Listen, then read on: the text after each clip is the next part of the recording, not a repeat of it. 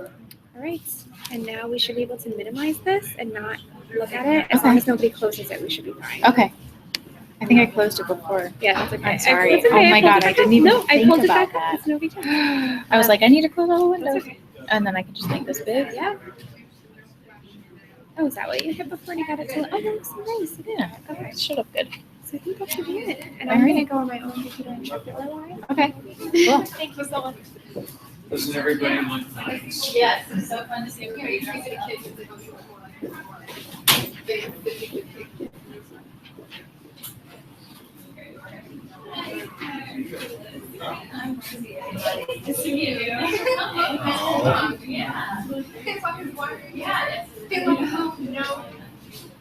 Yeah. Yeah. Yeah. So this is you. See, this is what I mean, pretty nice. He doesn't have to be followed, he's ready to go. So, and this is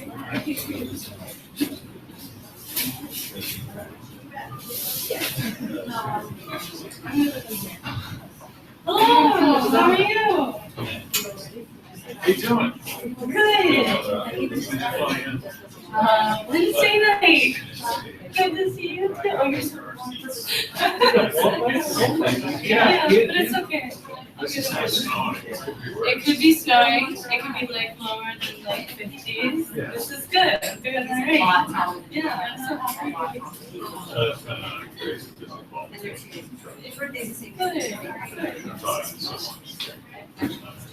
Cool. How was that? It was interesting. It was fun. The students are each year.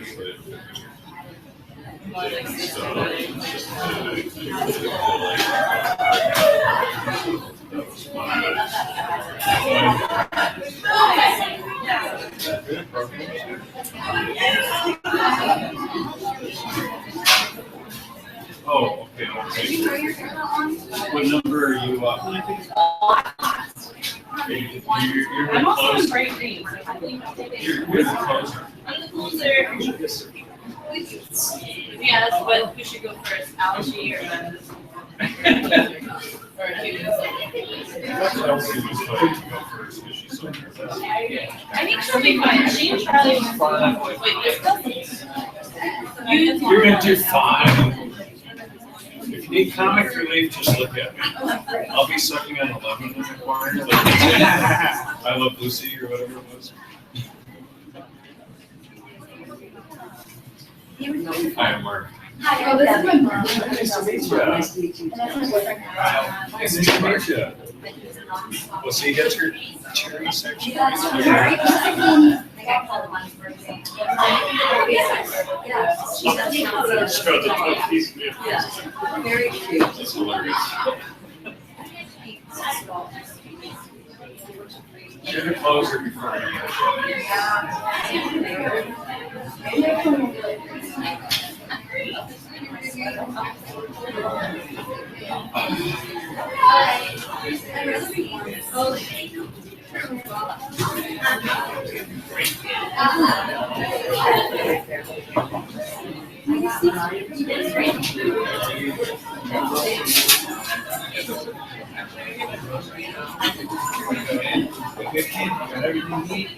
Wow, everybody's stuff.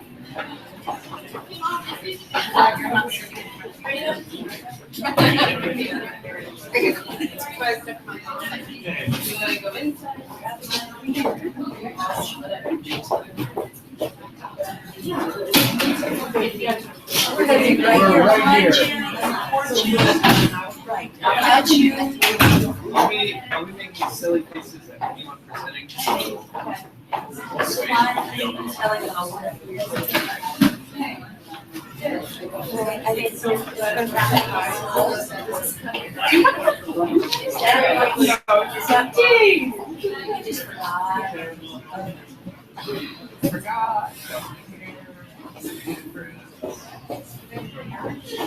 I did it for a long time, and then it really, I mean, it was.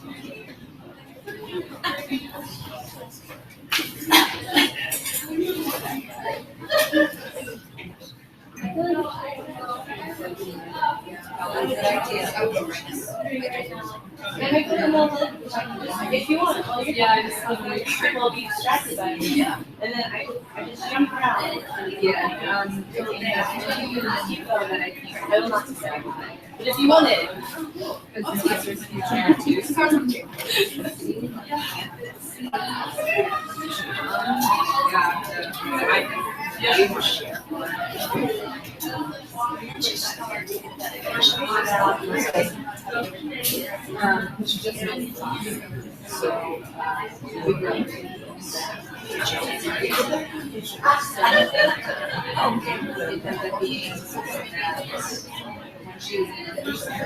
roommate.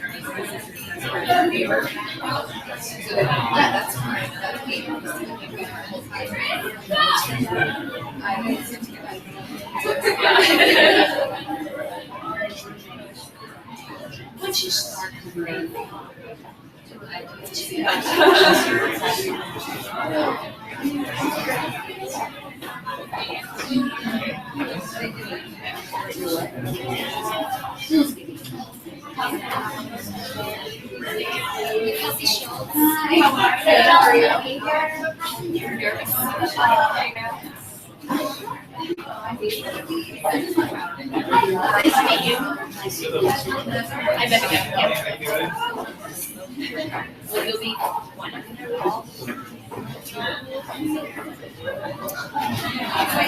Have you been practicing? She's been practicing talks. Oh, I haven't. Rosie was up there. Rosie and her vlog. Practicing. Yeah, it's better today. Last night, I carried everywhere, and then he's like sweaty. But he's $100 savings on everything.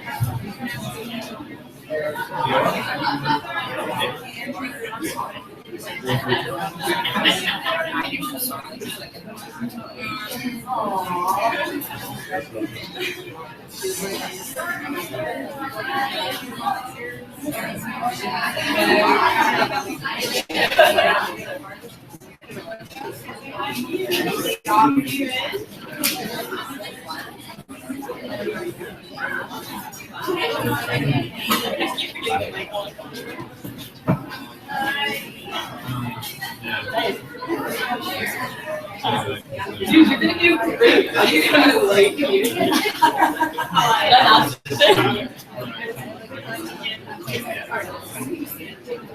And then he goes one by one.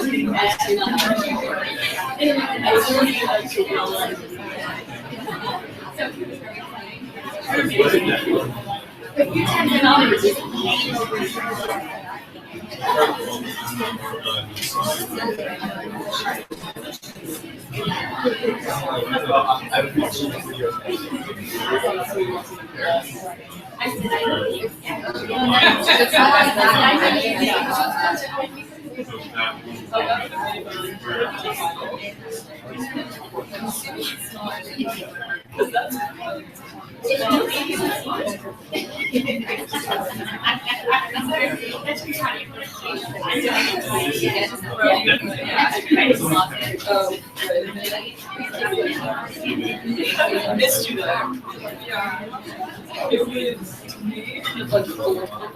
And I was like,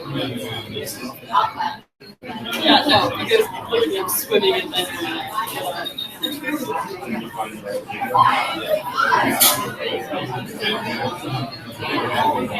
It was fine. I got my like steered face, and then like it spoke on stage. So it was amazing. And it's just like my God.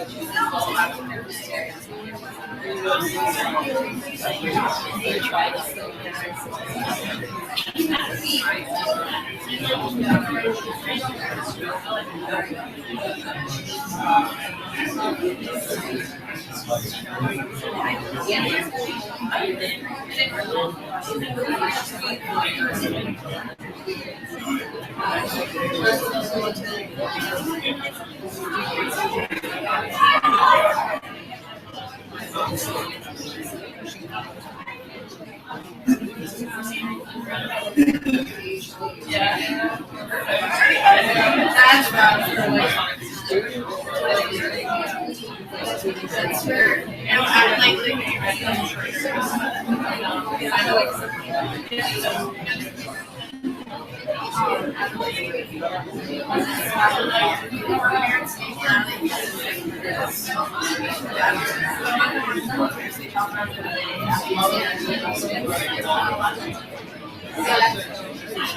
She's so pretty, like her hair.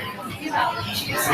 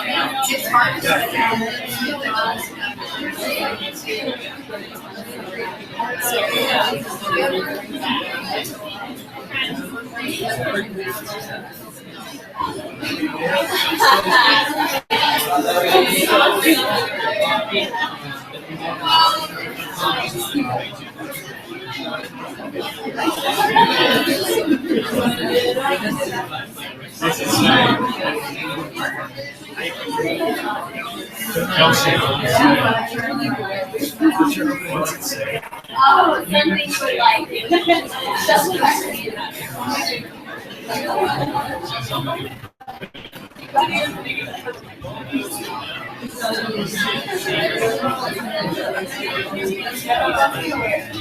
That's hilarious.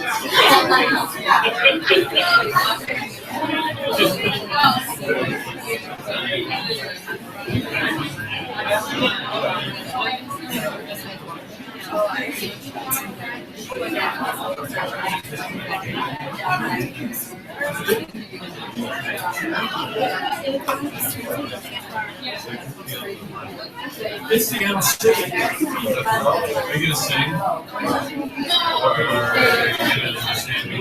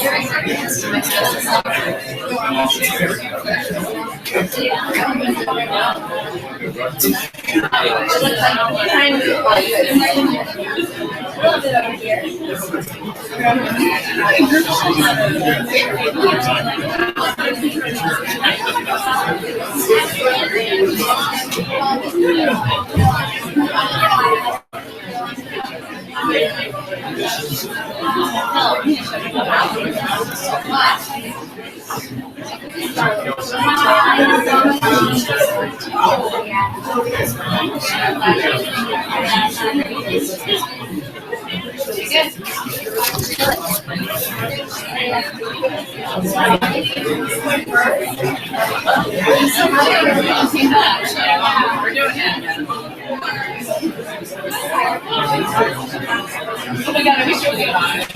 Oh my god, I wish it was we can do that. Oh yeah. We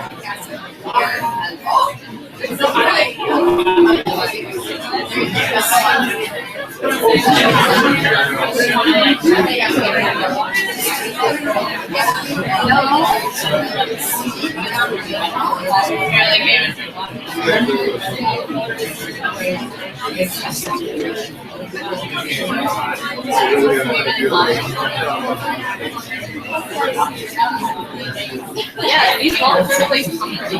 They're like great. Like, they really don't calm down.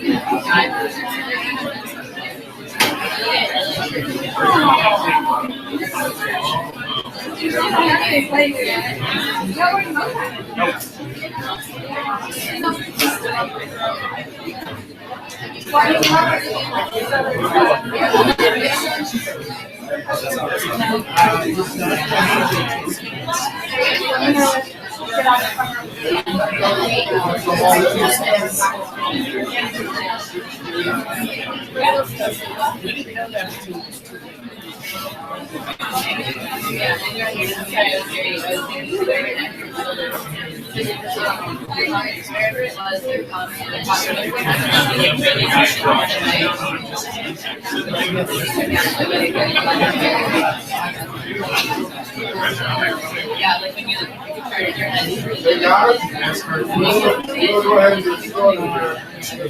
We have a lot of great shots. So everyone can be quiet, so we'll go ahead and get started. All right. Thank you everyone for coming today. I want to start by acknowledging, some of the critical people that are part of this.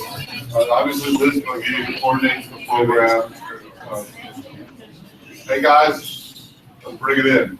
All right. So I want to start by acknowledging some of the really critical players in the 3Cs program. Obviously, Liz McGee coordinates it and does a wonderful job as the glue of the program. Mark Patterson, I like to call the front of the house because he's our faculty head who really helps run the program. I have the pleasure of running the graduate side of it, which is really fun. I think you're going to see that the 7 students today that are going to present their research have really contributed to our understanding of marine systems, education programs, and have furthered our knowledge. And I think that's really exciting to see. I think that this is a phenomenal day where we are very proud as an institution of all the accomplishments that these students. It's been really fun, to work with them over the past year and a half. I think I speak for everyone here at the MSC that we cherish that time with them and are excited to see what they go next, and hopefully have prepared them, for bigger and better adventures. All right, so we're going to start with Justin Lesser, who's going to speak to us today about isolation, natural history, and initiation of hamlets and focus on Toro, Panama, and he was fortunate to work with Oscar Puebla down at This guy. He's gonna be mic'd up. You wanna cut the lights, please? Hello? Try again. Hello? Yeah, that's good. And then you're right there. You do a good job. All right, well, thanks, John. I'm going to talk to you guys a little bit about a really cool group of marine coral reef fish called hamlets. But first, I'm going to start with an example to highlight the drivers of speciation in organisms. Here we have a group of African cichlids, and they've radiated into all these different forms in two geographically isolated lakes as an example of allopatric speciation. But even within each geographic region, without those differences, they've radiated in addition into all these different forms. And that would be an example of sympatric speciation. And that could be driven by things like ecological preference and light availability and things like that.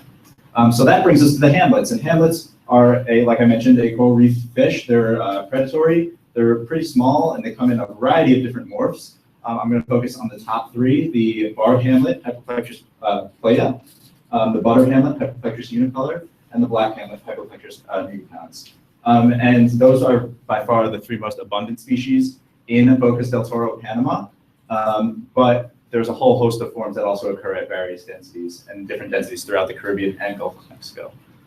So hamlets actually constitute a really interesting potential model to study speciation. And there's a lot of reasons behind that, one of which is that they're actually hermaphroditic, so you don't have to worry about male-female dimorphism or mate choice in that respect. And they also spawn regularly. So I mean that in two ways. One, you can go out for an hour before sunset and watch all the hamlets on a reef spawn at the same time. And they also spawn regularly in that you could make these interesting social networks to see who's mating with who within the context of a reef. They also have a relatively small genome compared to other marine fish. So their genome is only about 650 megabases, which is small compared to other fish in the region. And with low heterozygotivity, which is something you would look for in this kind of model. And just why are marine and tropical environments, why is it interesting to have a model specific to marine and marine tropical environments? And that's because marine environments are way different than freshwater systems, which are much more well studied. And tropical marine environments, in addition, have this added factor of light, which provides another avenue for communication and crypsis and things like that. And I think these pictures highlight what that environment looks like. So all those pretty colored pictures that I had before on the slide about hamlets, all those different morphs are actually classified as different species. But the genetics doesn't really seem to back that up. And so here we have a multivariate analysis of 10 microsatellite genotype data, and of those three most common species. And you see these highly significant but relatively low fixation indices. So we have a hard time differentiating between the three populations based on genetics. And in addition to that, we also see these phenotypic hybrids in nature. And so a way that you would want to quantify how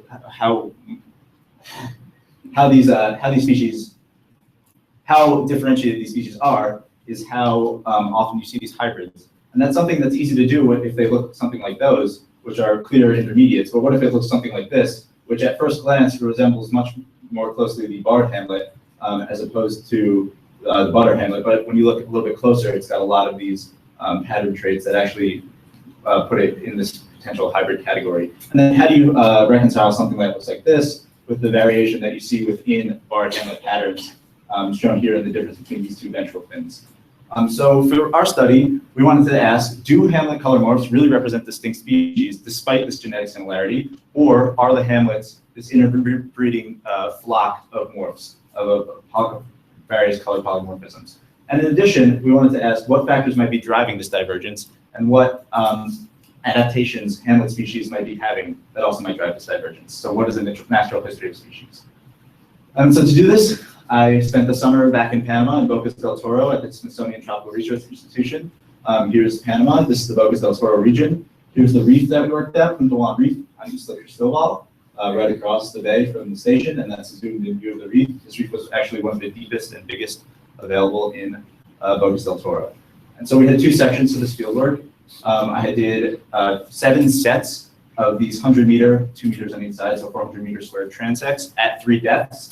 And these transects were repeated both day and night. And from these transects, we were able to observe their abundance of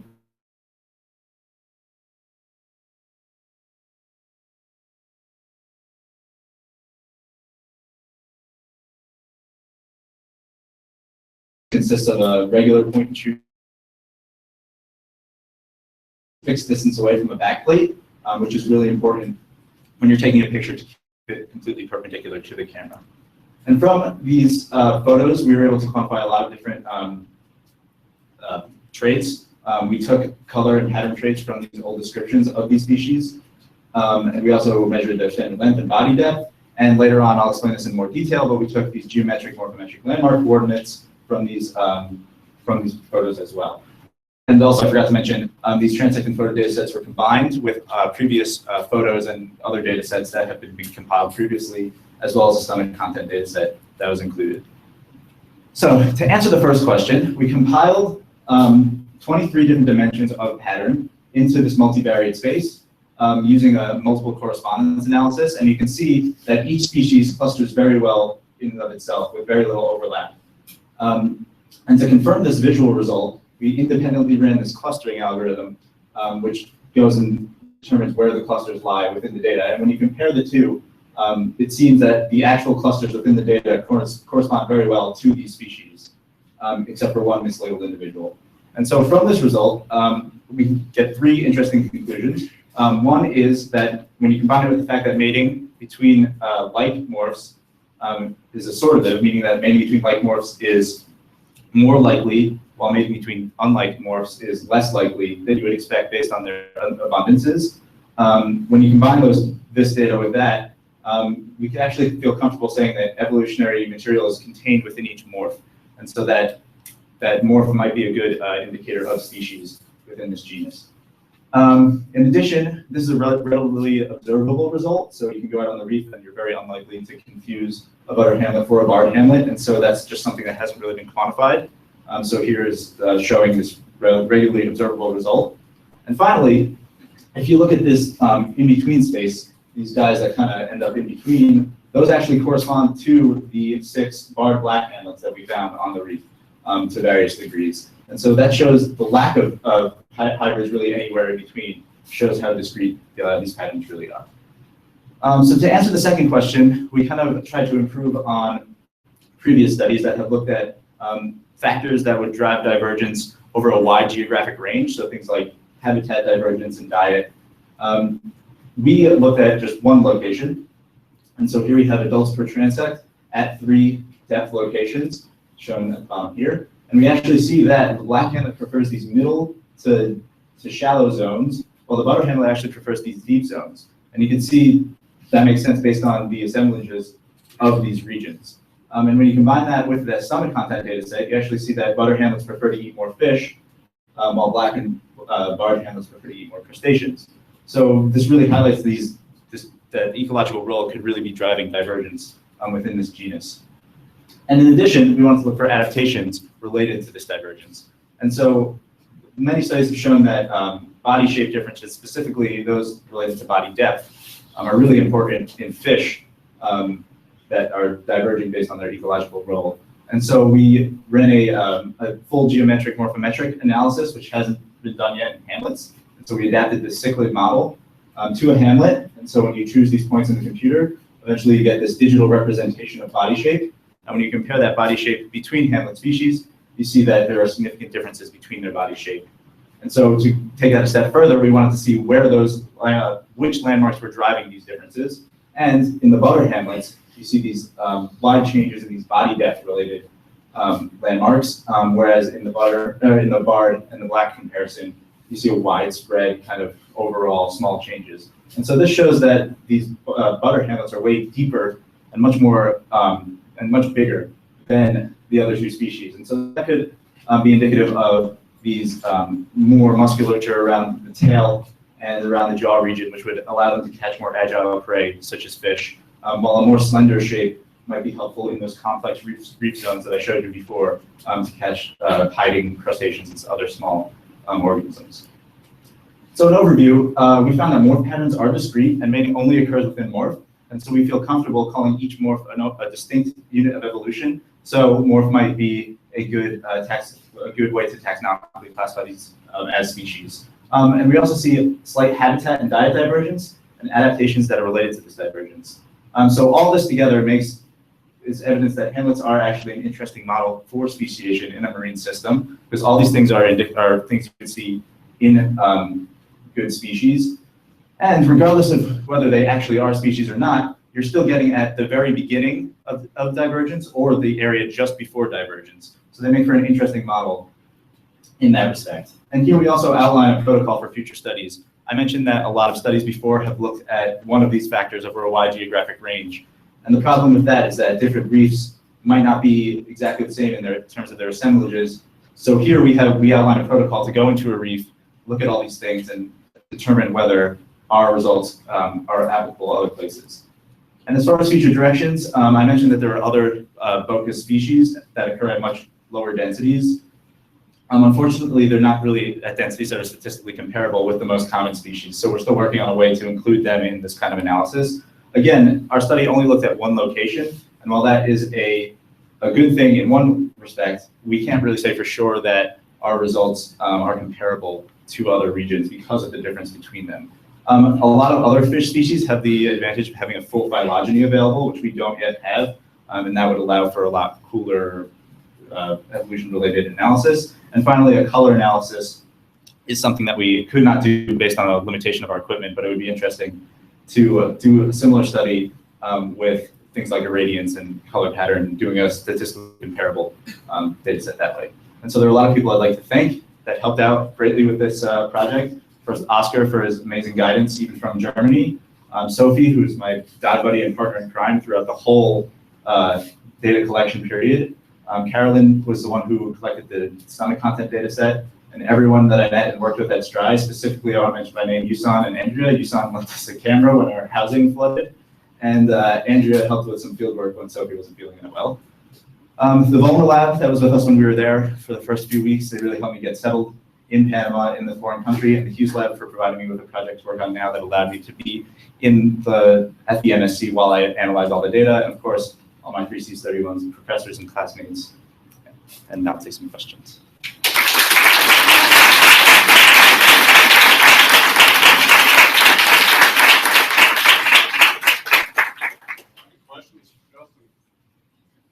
Nice. You mentioned they like to breed about an hour before sunset, I think you said, Justin.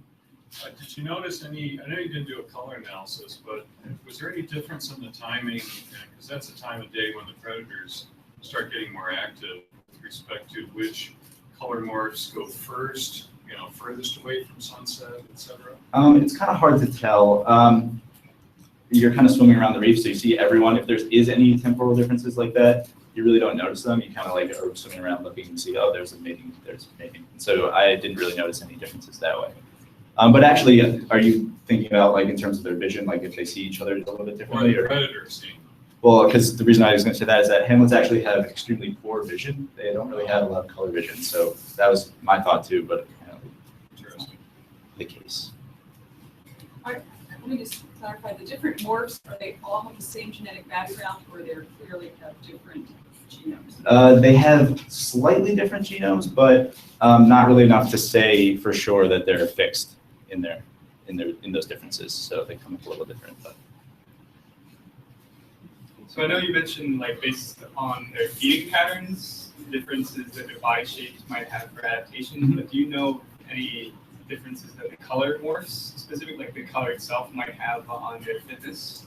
No, and that goes back to what I was saying with their color vision, that you would think it would have, because it seems to be under so much pressure here, they don't really have great color vision, which is kind of interesting. All right, thank you, Justin.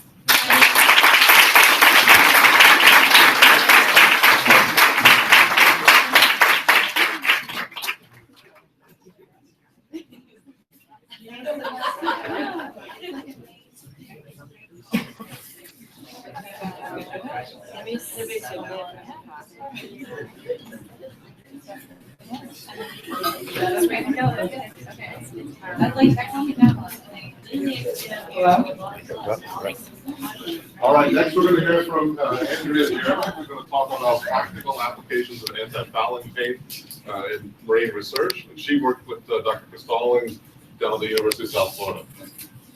All right. Thank you, John, and thank you everyone for coming. As John mentioned, today I'm going to be presenting on my project where I assess the feasibility of using anti-fouling paint as a replacement for experimental cleaning and maintenance. To understand the motivation behind this study, we must first go to the main source of aggravation and contention that inspired it, biofouling. Biofouling is always described as undesirable and is an accumulation of microorganisms, algae, and animals on submerged surfaces. Biofouling is not only a problem for boaters. Biofouling is a problem for the aquaculture industry and for marine research. Specifically, biofouling of netting and cages, as seen here, is a problem because it can lead to a significant decrease in flow through, decrease in oxygen levels, decrease in waste, and can increase the weight and drag of your structural equipment. Traditionally, scientists will manually remove the fouling on their experiments by scraping and scrubbing, but this is a pain. Not only, although manual biofouling removal is effective, if your study sites are, say, 40 miles offshore, like in the Stallings lab, or if they're in remote areas, it can be time-consuming, costly, and impractical to frequently go visit your sites and clean off these fouling organisms. Additionally, the removing of biofouling organisms has been shown to act as an experimental disturbance, which can skew results, defeating the purpose of removing these organisms to begin with. One possible alternative to the scrubbing and scraping is anti-fouling paint. Anti-fouling paints were originally developed for boats, but can be used for many other applications. Anti-fouling paints contain a variety of biocides, chemicals, and solvents, with the most popular biocides that being cuprous oxide. However, the choice to use anti-fouling paint in a scientific experiment is a far from easy one. Traditionally, there have been a lot of environmental impact studies showing the negative ramifications of anti-fouling paints on the environment, and many of these chemicals and biocides have gained negative reputations. However, due to this, there has been heightened restrictions and legislation changes, which have led to a new development of anti-fouling paints. Paint companies have been forced to create copper-reduced concentrations and make more environmental products, and now have developed copper-free products that are water-based and contain non-copper biocides. One of the most popular non-copper biocides is Econia. Econia is an organic biocide that's been shown to be biodegradable, is only needed in small concentrations, and is more environmentally friendly. So, for my study, I asked, can these newly developed copper-free or copper-reduced anti-fouling paints be used as a viable replacement for the scraping and scrubbing that we typically do in experiments? And can these anti-fouling paints be used as a replacement without having a localized effect of the organism's interest? To answer these questions, I developed a study using herbivore exclusion cages. Within this cage, I suspended a ceramic sediment tile with 3 zip ties, creating a 5-centimeter buffer from tile to cage frame. On the outside of these cages, I painted the anti-fouling paints to first see if they work and will keep off the fouling organisms, and if they have a localized effect on the tile inside. Overall, in my experiment, I had 6 different treatments, 3 paint and 3 non-paint treatments. In the 3 non-paint treatments, you would see what you might typically in an experiment. Typically, you may compare a deployed settlement tile that does not have a cage to one that is within a structure that has to be scrubbed weekly. So that constitutes the no cage treatment and the scrub treatment. The scrub treatment was cleaned twice weekly and serves as a baseline comparison for the 3 paint treatments. Finally, I had a no scrub treatment, which didn't receive any cleaning and maintenance throughout the project to illustrate the negative effects of biofouling can have on your experiment. The 3 paints I chose for the study were a 40% cuprous oxide, a 21% cuprous oxide, and an eco-friendly paint. This served as a medium copper load, a low copper load, and a copper-free paint containing the biocide Econia I mentioned earlier. These treatments were randomly dispersed in a grid design and removed twice weekly, once during data collection and once during when the scrub treatment was receiving its maintenance. When the tiles were taken out of the water and taken out of their cages, they were weighed for biomass and photographed for community composition and overall general percent cover of the fouling organisms on the tiles. Community composition was determined by looking at the differences in percent cover of the fouling organisms on the tiles. The community composition, biomass, and percent cover were how I determined if these anti-fouling paints had a localized effect on the organism's interest, or in this case, what is on the sediment tiles. So, going back to our first question, Can these paints be used as a viable replacement for the manual experimental maintenance and all that annoying scraping and scrubbing? After the first 6 weeks of data collection, I didn't notice any difference between any of the products. So we left the cages in the water for an additional 2 months, and they were unhampered and deployed.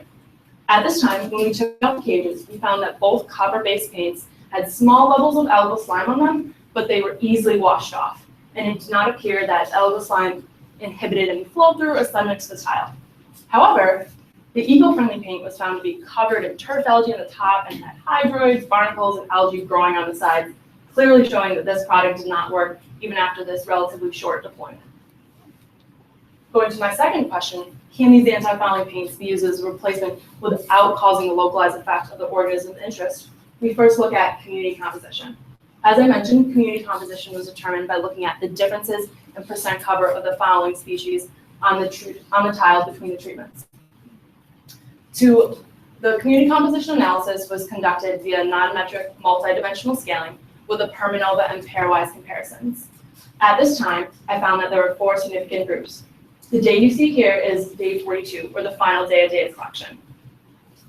The first community composition group that we saw consisted of the tiles from the 40% treatment, the 40% copper treatment, the 21% copper treatment, and the scrub treatment, meaning that the organisms on these tiles had similar community compositions. However, the tiles from the eco-friendly treatment, the no scrub treatment, and the no cage treatment all had significantly different community compositions, making the 4 groups you see here. As I mentioned, biomass was the second way in which I would determine if there's a localized effect.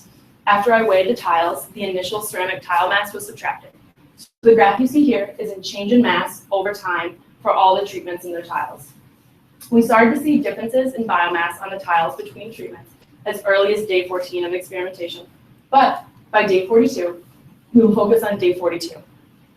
What you see here is similar trends to the community composition. The top bracket consists of the 40% copper paint, the 21% copper paint, and the scrub treatment, meaning that these 4 treatments had significantly equal levels of biomass that were greater than all of the other treatments. However, the eco-friendly paint, followed by the no scrub treatment and the no cage treatment, all had significantly different levels of biomass on their tiles and lower levels of biomass on their tiles than the top treatment. It is also interesting to note that one treatment deviated in its bioaccumulation rates. The no scrub treatment leveled off by the end of the experiment, as you can see by the curve. In the beginning of the experiment, it's likely that these low levels of biofouling that occurred in the cage, because I did not scrub them, didn't inhibit flow through a sediment, but by the end of the experiment, it is likely the reason that we saw a decrease in bioaccumulation on these tiles, causing it to be lower than the eco-friendly treatment, even though in the beginning, it started at a higher biomass level. Percent cover was the third way in which I looked if there was a localized effect in the tiles. Overall, we saw generally the same trend, showing that this isn't really a great metric for determining a localized effect. But there are a couple interesting deviations we can point out. Overall, we saw that most treatments, the 40% copper paint treatment, the 21% copper treatment, the scrub and no scrub treatments reached 80% cover by day 14 and 100% cover on all their tiles by day 21. The eco-friendly treatment slightly deviated by having 60% cover on their tiles on day 14, but joining the other treatments by having 100% cover by day 21. However, the no cage treatment had significantly lower levels of percent cover on their tiles. These lower levels of percent cover on the tiles and the lowest biomasses were expected. They're expected due to predation by local fish species, which I frequently noticed snacking on my tiles throughout the week, enjoying themselves. As I mentioned, after the 6 weeks of data collection, the cages remained deployed for an additional 2 months. At this time, we noticed that the differences and trends in biomasses persisted. Both the 40% painted cage and the 21% painted cage were found to be full of oysters, barnacles, and mussels. And in some cases, crabs and fish were very lucky we came along because they'd grown too big to swim out. However, we saw a different trend in eco-friendly treatment. The eco-friendly painted cages were not full of fouling organisms and only had a small level of dislodged organisms in the bottom. Additionally, many of these organisms remained attached to the tiles, as you can see on the right, while in both of the other copper-based treatments, they became dislodged because all the organisms had grown too big and were reaching their limits within the cage. So, can these be used as a viable replacement for scrubbing? In terms of product performance, both of the copper-based products perform well throughout the duration of the experiment, and in terms of community composition, biomass, and percent cover, were significantly equal to the baseline treatment or the scrubbing treatment, meaning that yes, they could serve as a viable replacement.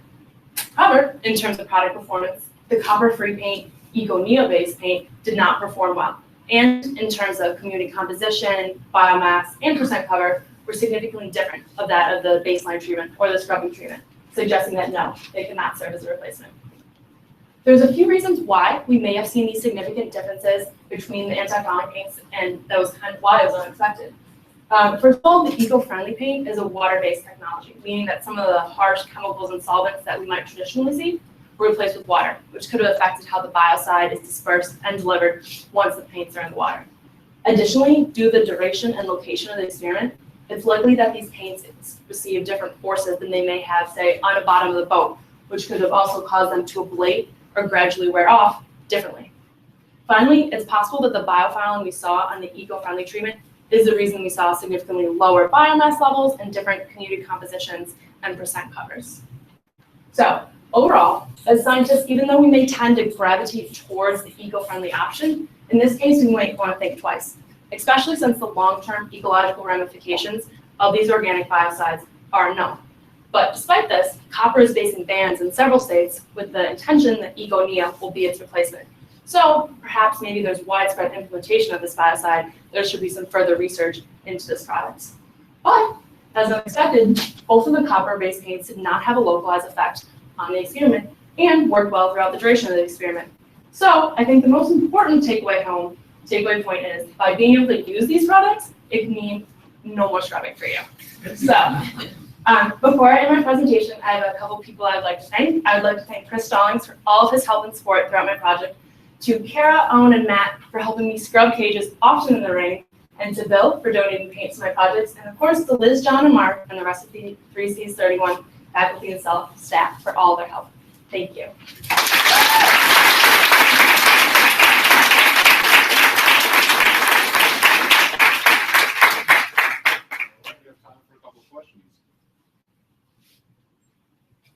What's the cost per gallon for the copper, and is this a significant? Is the labor cost more expensive for agriculture, or is are these chemicals also expensive for them? Per gallon, the anti-fouling paints can cost like around $150 to $300. Wow.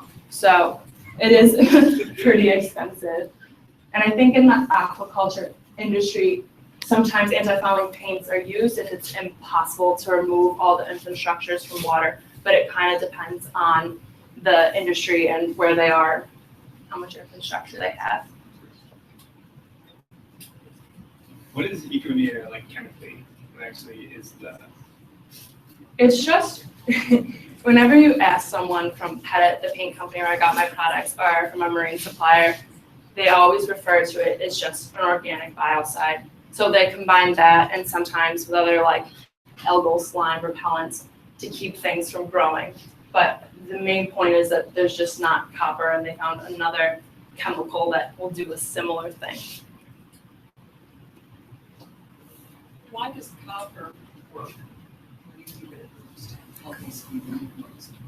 Well, copper works because although it's needed for some regular day functions, there's like a threshold limit where if there's too much, it like shuts down and kills the animals. And it's been shown to cause serious problems with development for barnacles when there's too many levels. And there's a lot of problems with like bioaccumulation in harbors that like seep into the tissues of the animals, and especially in aquaculture for similar reasons. You don't want all this heavy metal pollution going into what we could be eating. Thank you.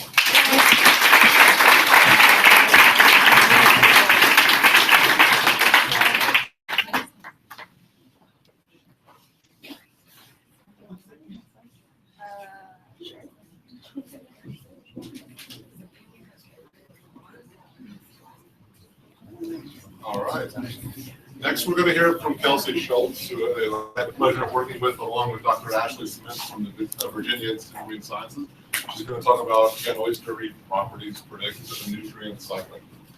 Thanks, John. Yeah, it was a great summer with John. It was really helpful and also didn't kill me, which really So we're going to start off with my study organism, which is the eastern oyster, which, as many of you are probably from New England, you have seen it before. So they serve as a huge fishery, but not only that, they also provide us with some really important ecosystem services, such as the provision of habitat for benthic organisms and juvenile fish. This can increase biodiversity and productivity. They also can stabilize shorelines, which can increase habitats of seagrass beds and salt marshes, while also providing protection from flood and storm events. And it's also been posited that they can sequester carbon. This would then reduce greenhouse gases. But most importantly, oysters are known for their water quality benefits. It was once estimated that oysters in Chesapeake Bay could filter 18 trillion gallons of water in a week. So through filter feeding, they remove algae from the water column and thus increasing water clarity and removing excess nutrients. But oysters have experienced an 85% decrease in population since in the past 130 years. This graph is just showing the peak oyster harvest in each year, and you can see it move down the Atlantic coast into the Gulf of Mexico more recently. And with this loss of oysters, we've lost the ecosystem services of water filtration. Therefore, eutrophication of coastal ecosystems has increased significantly because excess nutrients are being added, and as nitrogen is no longer limiting, plankton biomass explodes, and this can cause a lot of problems as hypoxia, anoxia, fish kills, and harmful algal blooms, and also the loss of habitat. So oysters have been widely proposed as a remedy for eutrophication.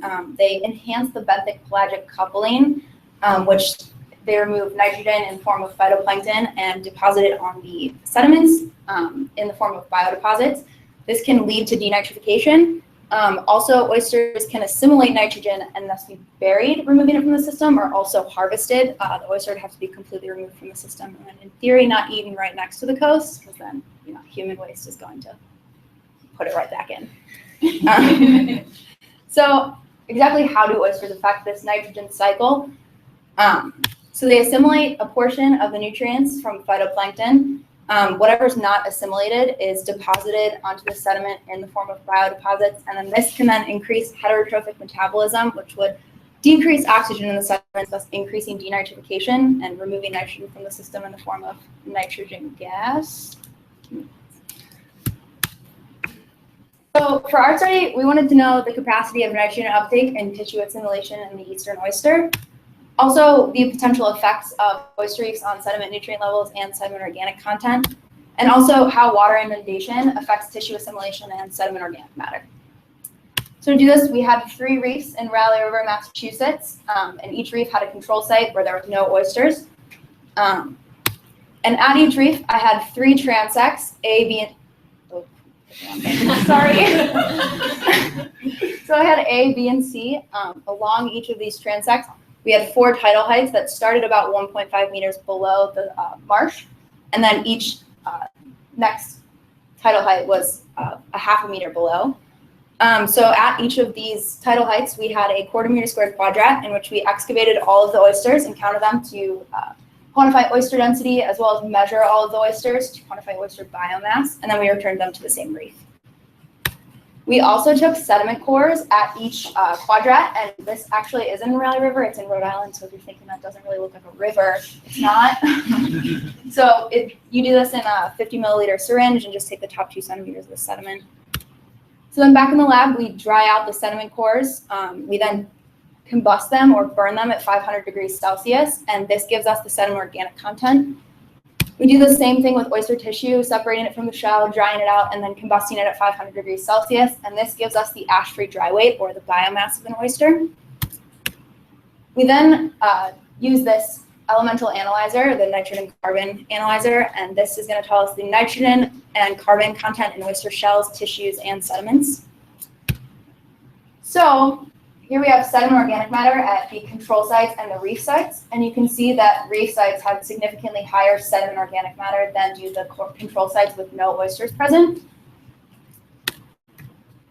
Here we also have the total nitrogen in each oyster that was measured and removed from the reef, and that I dissected in the lab in shell height.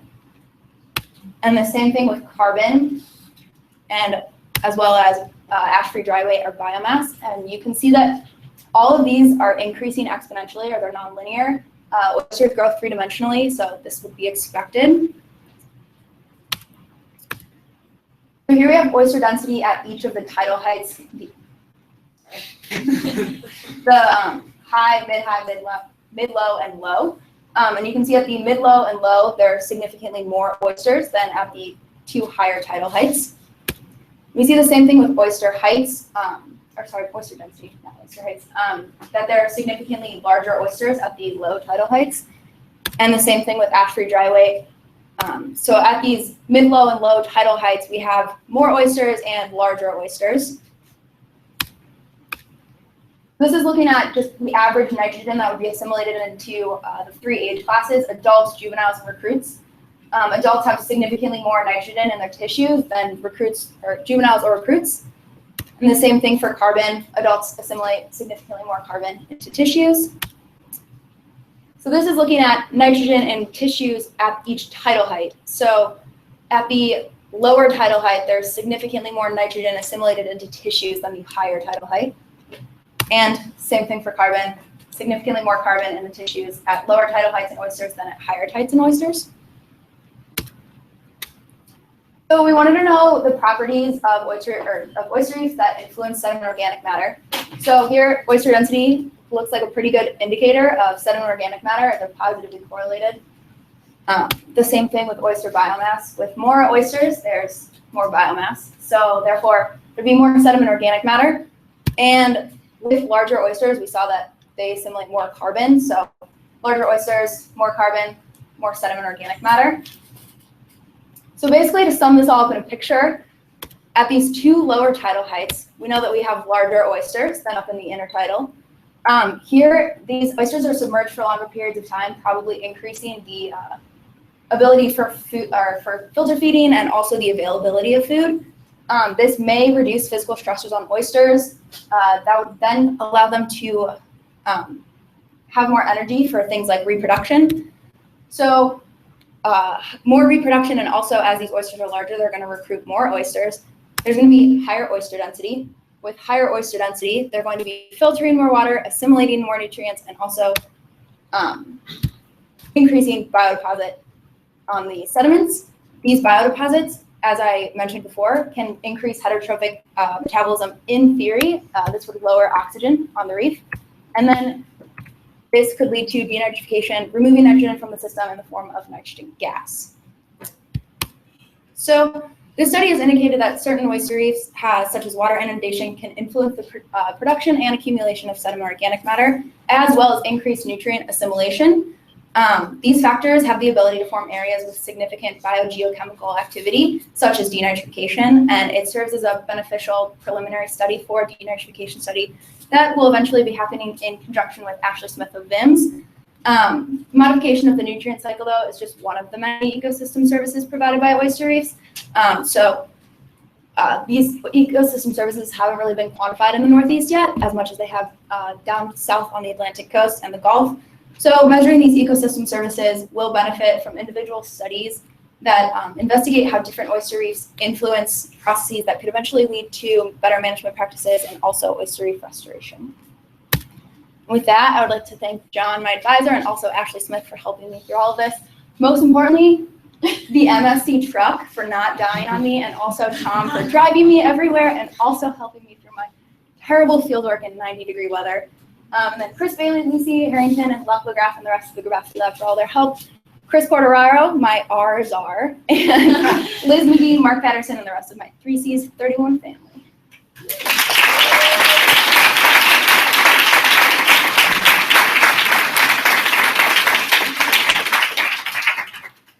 All right, we have time for questions. How did you choose your reefs? So we went out to the individual reefs, or just Raleigh River in general. The individual reefs. So at each turn in Raleigh River, there's kind of a reef there, so we just picked I picked 3 of the 3 terns. The first 3 we came to, actually.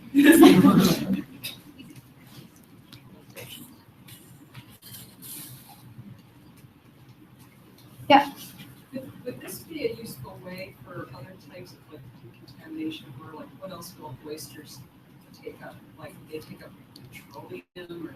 I don't know so much about like oil and stuff like that, but heavy metals and stuff that's in the water, that's sometimes why there's fishery closings, because you obviously aren't going to want to eat what oysters are filtering, because anything that's in the water column, they're going to be filtering it through and assimilating into their tissues. Yes, Mark?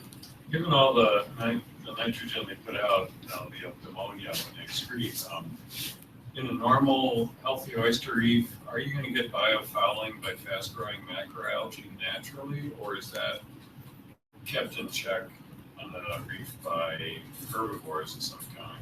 I think it'd be kept, well, I don't actually know, but I think in theory it would be kept in check by herbivores, and also like with the turbation that's like happening and water movement, I think especially in rivers, it'd be carried away from the reef. Yeah.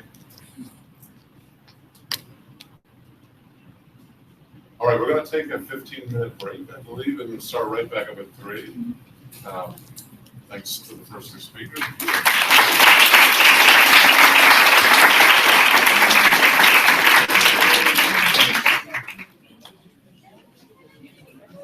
So you guys are all set. No, that's what.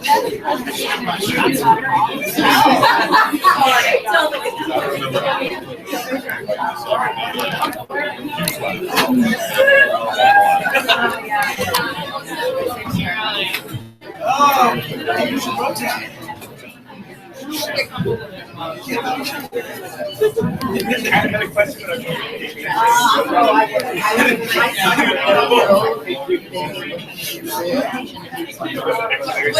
Whatever you had like the nitrogen, whatever you use, is that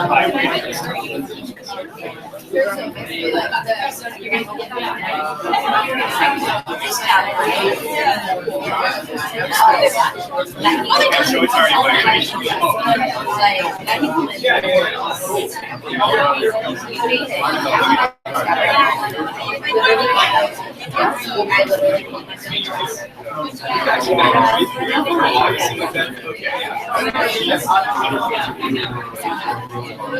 Just did a nice job.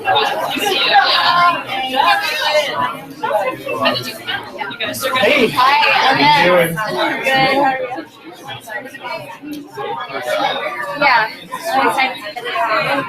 I feel okay. Once I start talking, I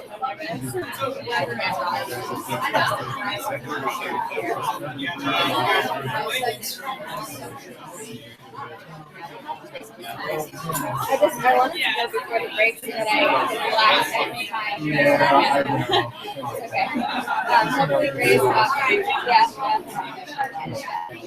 Do you guys need water? I have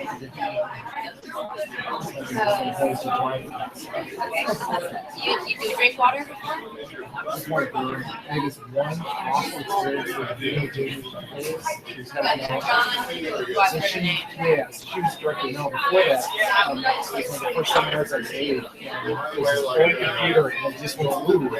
And so I started panicking a little bit. And I ended up getting chalk top. My mouth just went. I was literally like this. And then Jane had sort of taken the water and handed it to me. I was so mortified. So I was like, I was like, I'm only using the clicker and not touching the computer. I'm just excited for all of my photos. yeah, you guys just tell the story. So, like, we did it all, we know it. We found really cool sets.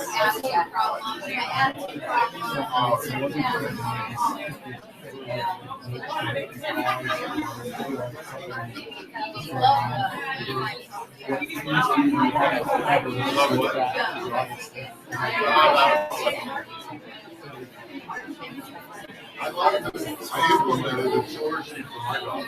It's on the fridge. I don't think we all are doing it.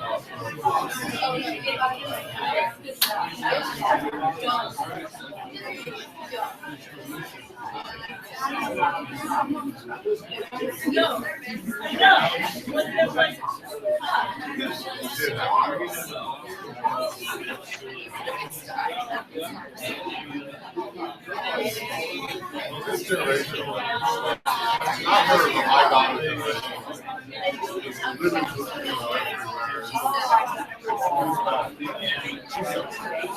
she's very slow. We got a good system.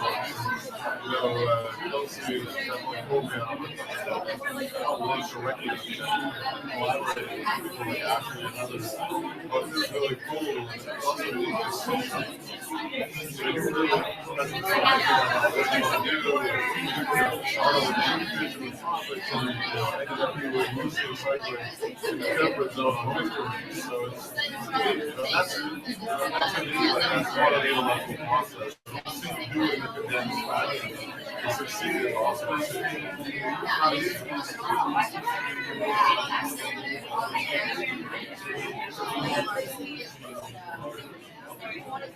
Definitely explained it really well.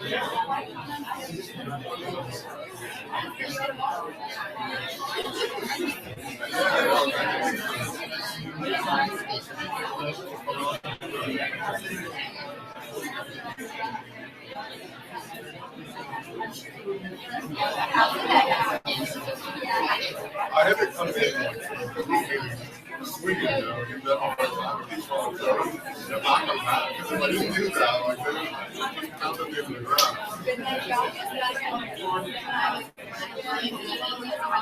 That was the nicest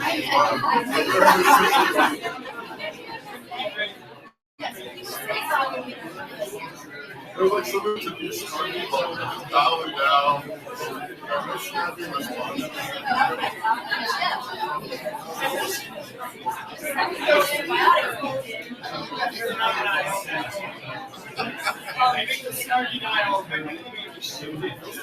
I'm sorry if you took it off the pages.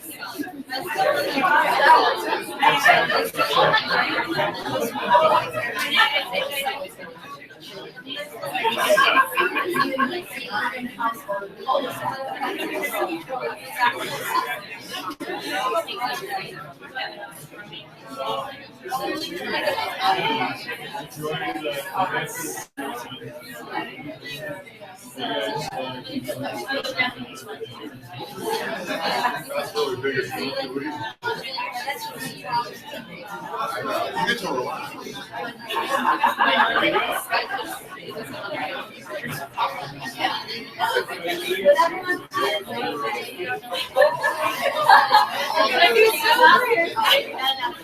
Yes, let's go. No, but I want to start. I just took it seriously. You want to get it back up? Yeah.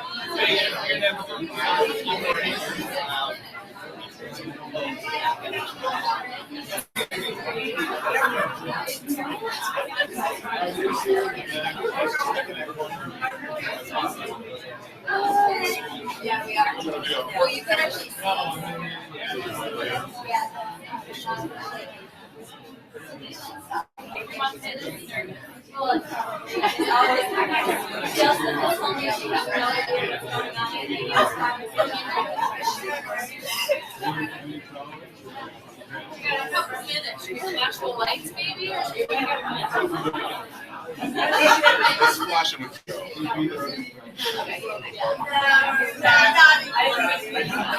I walked in the driveway one day.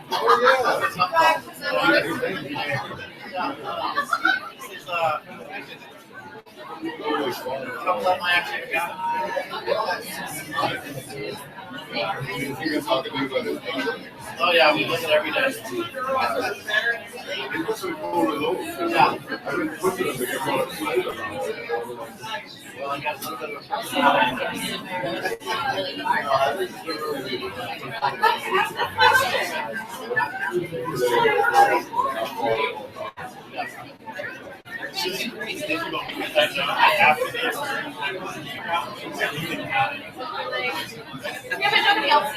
Yeah, but that doesn't go like 4 years. Just shut it down, right?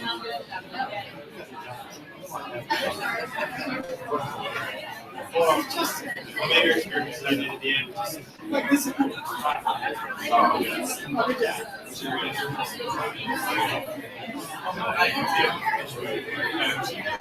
All right. Ready? Yeah. Sure. Kelsey's like, okay. I invited her, reminded her when I saw her.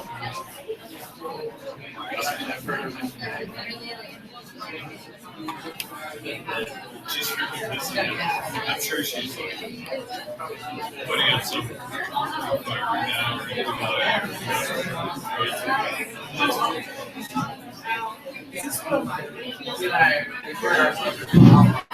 no, it's okay.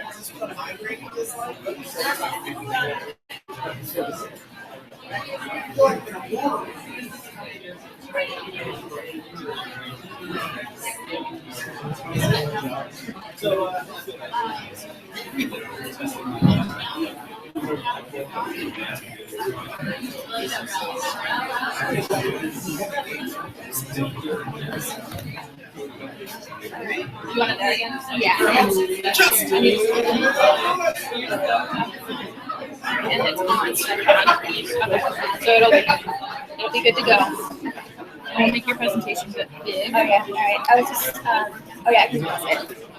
It won't start until until you click. Yeah, and then press this thing. Game time. What's up? Is it working? Testing. I don't know. Okay. I'm like cold now.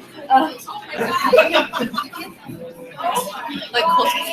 Yeah, breathe. Ready? Ready? Gonna breathe.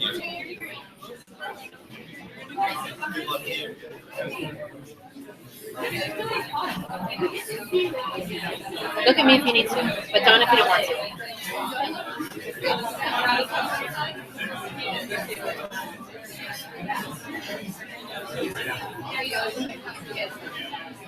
No.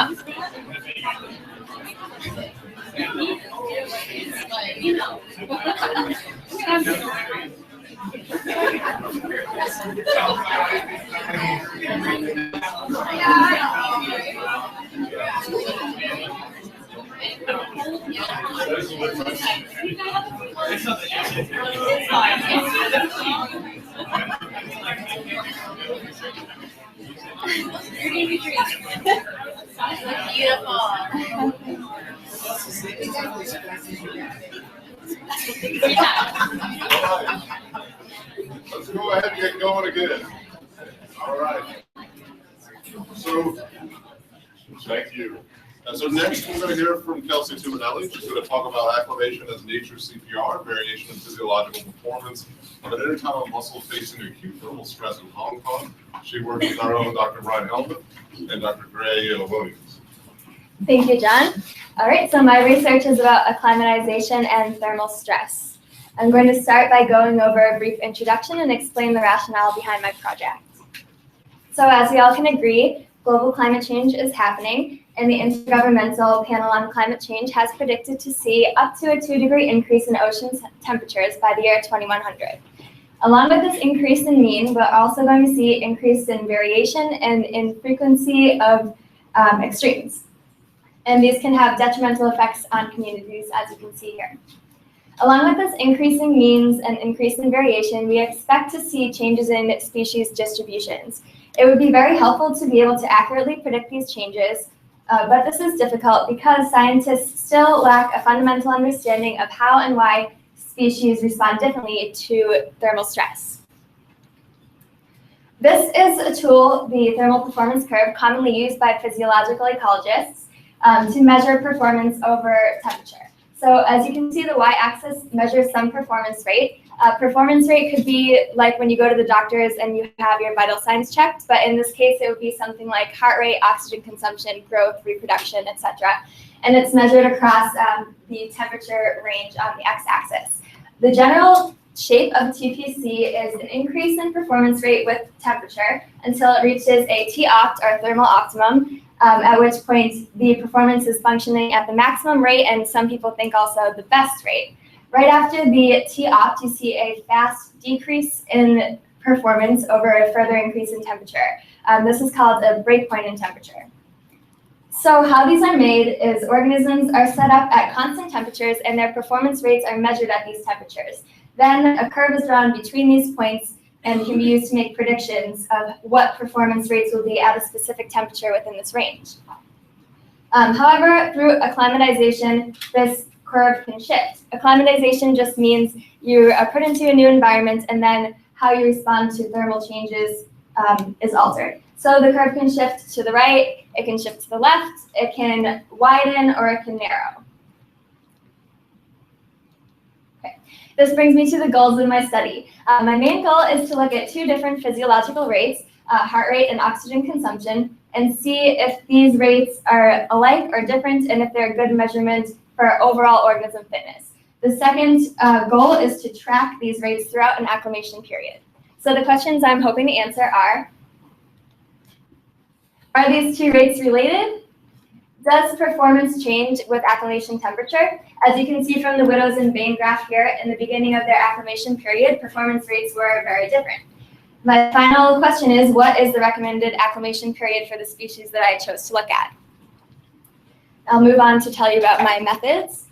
This is just showing the location of my study site. So on the graph, or on the map on the left, you can see the red dot is where Hong Kong is. And then the map on the right, the island of Hong Kong is blown up, and then you can see the red dot again is my collection point at a beach called Sheka. After I made my collections, I brought my organisms back to the Swire Institute of Marine Science to do my lab research. So I chose to work with a marine organism because there haven't been very many marine organisms tested over their entire thermal range. I chose an intertidal organism because, as we know, the upper boundaries in zonation schemes are set by intertidal organisms' ability to tolerate stresses. And I chose a mussel because they're economically important and they're also bioengineers, which means that they create a lot of habitat for other species to use. The specific mussel that I chose is called Septifer virgatus. It has a range that extends to Hong Kong on its southern end, and it is known to show large changes in distribution over the summer months when they experience large die-offs in Hong Kong. So my mussels were collected in tide pools. As you can see, the temperature experienced in the tide pool has a great variation over the tidal cycle. In this recording, it changes from 25 degrees Celsius to over 40 degrees Celsius.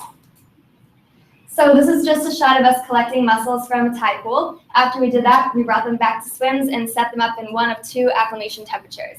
The first was the ambient acclimation temperature of 24 degrees Celsius, or about 75 degrees Fahrenheit. And the second was the experimental acclimation temperature of 29 degrees Celsius, or about 84 degrees Fahrenheit.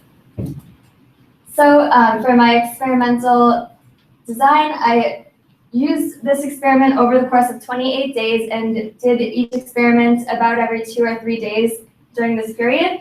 The first thing I did was I attached my mussel to a heart rate sensor. I then put this inside of a watertight sealed container. I put these containers inside of a water bath and then inserted an oxygen probe.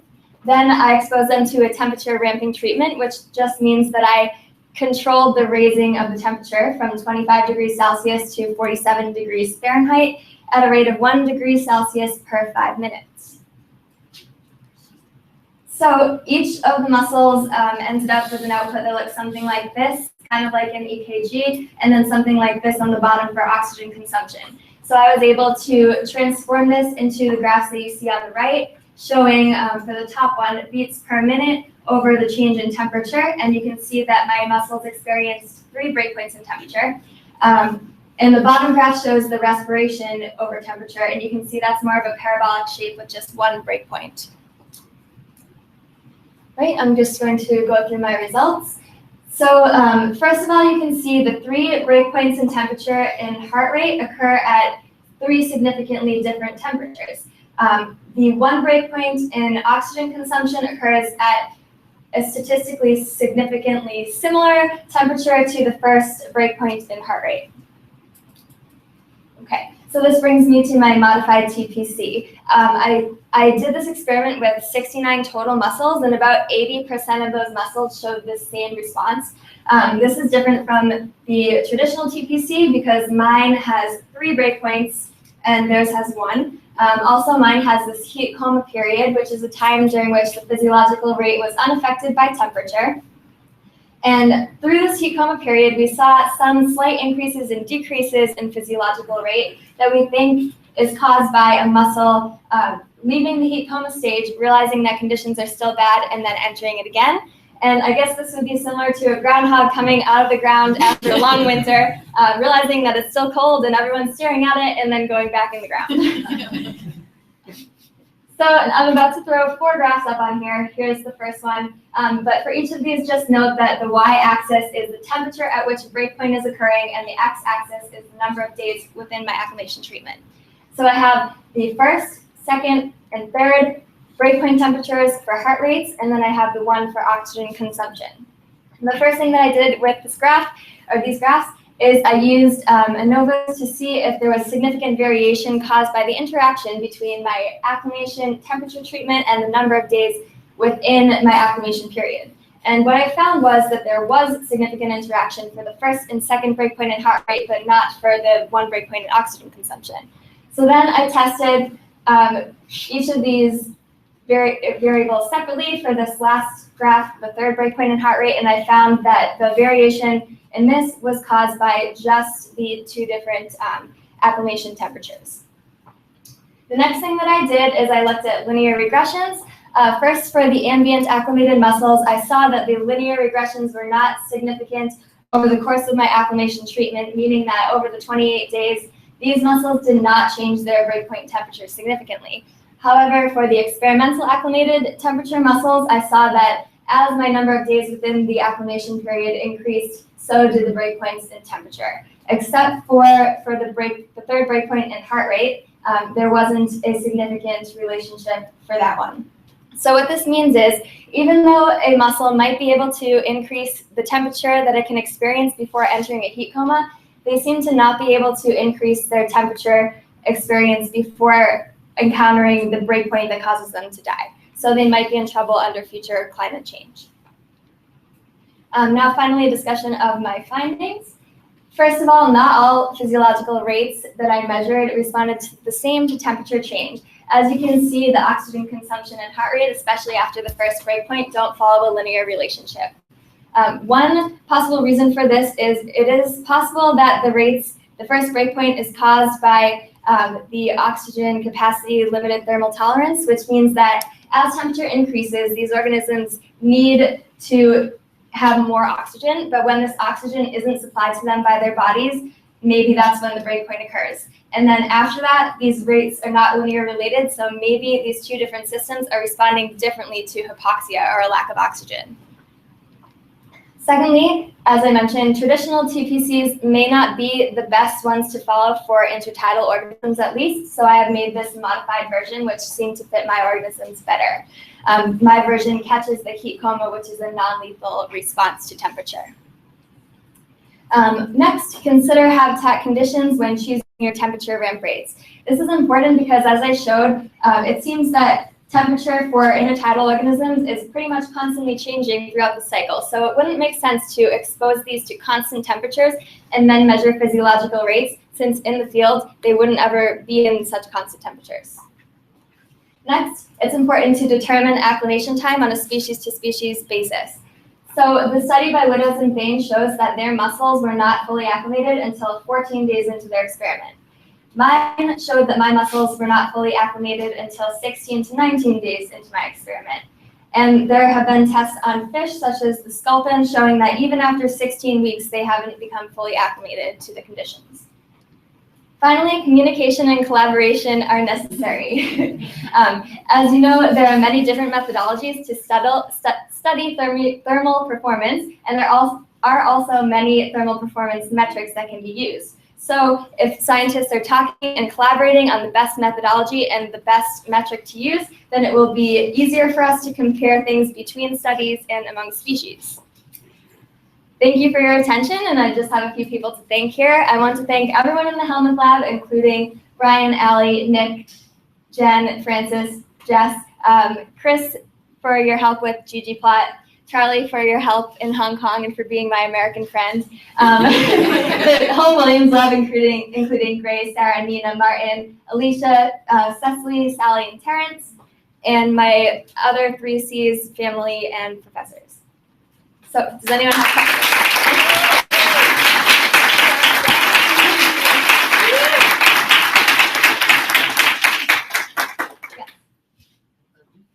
What do you think the results might be if you conducted basically the same study but much more slowly over a much longer period of time? Sure. Let me just go back. Oh, use this one.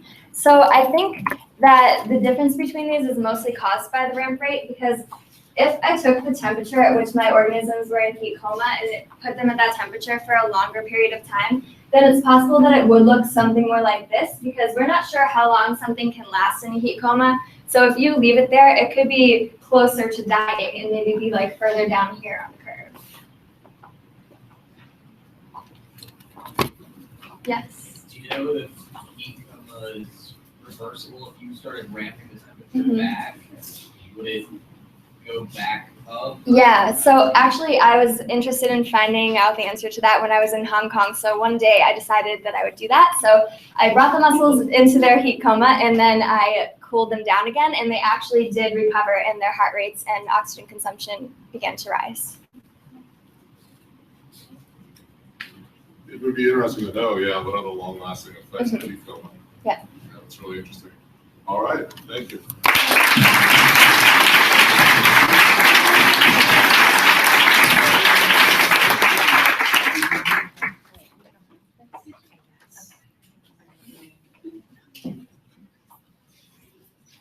I guess.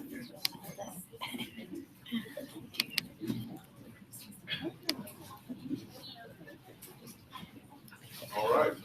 Next, we're going to hear from Charlie Cora, and she's going to talk to us about variable physiological performance of two species of temperate gastropods under future climactic conditions.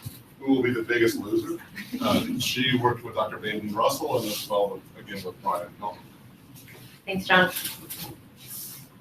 Okay, so first I'm going to go over my background, what is physiological performance and how do we measure it. Then I'm going to talk about the rationale behind the experiment, the where, what, and how, the findings, and the so what, now what. So first, what's physiological performance? It's the coordination of biological processes within an organism that keep it alive and functioning in a healthy way. And temperature is a driver of all biochemical reactions. So when we look at future climate experiments, temperature is really important because of the fact that it drives all of these processes. So what all these animals share in common is their homeotherms, which means that their metabolism allows them to maintain a constant body temperature. But they only represent 1% of the animal kingdom. The rest are these guys. They're ectotherms. So they rely on external sources of heat to control their body temperature. And so their body temperature actually fluctuates quite strongly. This is an example of a mussel's body temperature. And the black line is air, red line is the mussel's body temperature, and you can see clearly it's fluctuating all over the place. So it just illustrates how strongly temperature affects them. So how do we measure physiological performance? Kelsey went over this a little bit just a second ago. We use thermal performance curves. And just to reiterate, temperatures along the x-axis, and on the y-axis we have some metric of performance on a scale of 0 to 1, 0 being the animal is dead, and 1 being it's performing maximally. And you can measure performance, oxygen consumption, feeding rates, locomotion rates. Research has used a lot of different kinds. So I'll be showing you a lot of my thermal curves later on, and I want to make sure that everyone understands the different parts of it. So the thermal optimum is the temperature at which the animal is performing maximally. After this temperature, biological processes start to break down and proteins start to denature until the animal hits its critical thermal maximum and dies. The thermal breadth is the range that scientists have agreed upon is approximately about 60% of this animal's functioning. So as we know, our environment is changing rapidly. And I wanted to use this figure to illustrate that because annual mean temperatures are rising all over the globe. But there's also a lot of variation. And I think this really points it out a lot. So the really hot red areas are getting extremely hot, and then there's a scale. But there's also some places getting a little colder. So there's just so much variability, and we're trying to understand it. Ecosystems are comprised of many organisms. And as I said, each organism has its own unique physiology that gets impacted by all of these environmental changes in ways that we don't necessarily completely understand, but we're trying. And so in order to predict how ecosystems as a whole will change under future climate conditions, first we have to understand on an individual basis. So another thing I wanted to add that has to do with my experiment is that multiple stressors are affecting ecosystems. It's not just temperature that's changing, but the carbonate chemistry and the pH and a lot of other factors are hitting ecosystems all at the same time, all affecting the animal's physiologies. So I chose to look at temperature and increased CO2 and how those two factors impact the physiological performance of gastropods. My study took place in Adelaide, which is right there. The Great Barrier Reef is over here, so no, I was nowhere near it. Here's Adelaide, the big star. I had 2 field sites where I collected my organisms. O'Sullivan Beach, it's my friend Erica, and Cape Travis. So why study gastropods in the first place? They happen to be really great lab organisms. They're ectothermic, as I explained earlier. They are herbivores. They eat the algae and sort of control that growth. They secrete their own calcium carbonate shell, so they're sensitive to any chemical changes in the water, and they're easily maintained and manipulated. I used 2 species, Turbo undulatus and Ostracochlea odonis. They're both subtidal, which means that they only live below the waterline, although Ostracochlea can be found in low intertidal. So my experimental setup, I used a 2x2 factorial design, which sounds fancy, but basically I just have 2 factors, temperature with 2 levels and CO2 with 2 levels. And then I cross them. So I have a control treatment with 21 degrees Celsius and 400, which are the ambient current levels. An ocean acidification treatment with high CO2, an elevated temperature treatment with 24 degrees Celsius, and an interaction of both stressors, temperature and CO2. Here are some pictures of an experiment. I worked in an outdoor glass house at the University of Adelaide. So here's an illustration helping to explain everything. This is the seawater table that we had the temperature controlled in, and we were using heater chiller units to do that. Then within the sea tables, I had individual containers with the snails and air lines coming in, bubbling either ambient air or elevated CO2 air that had been mixed with a gas blender. I had 5 containers for 4 treatments, which is 20 containers total, and then 3 individuals of both species for 6 individual snails per container.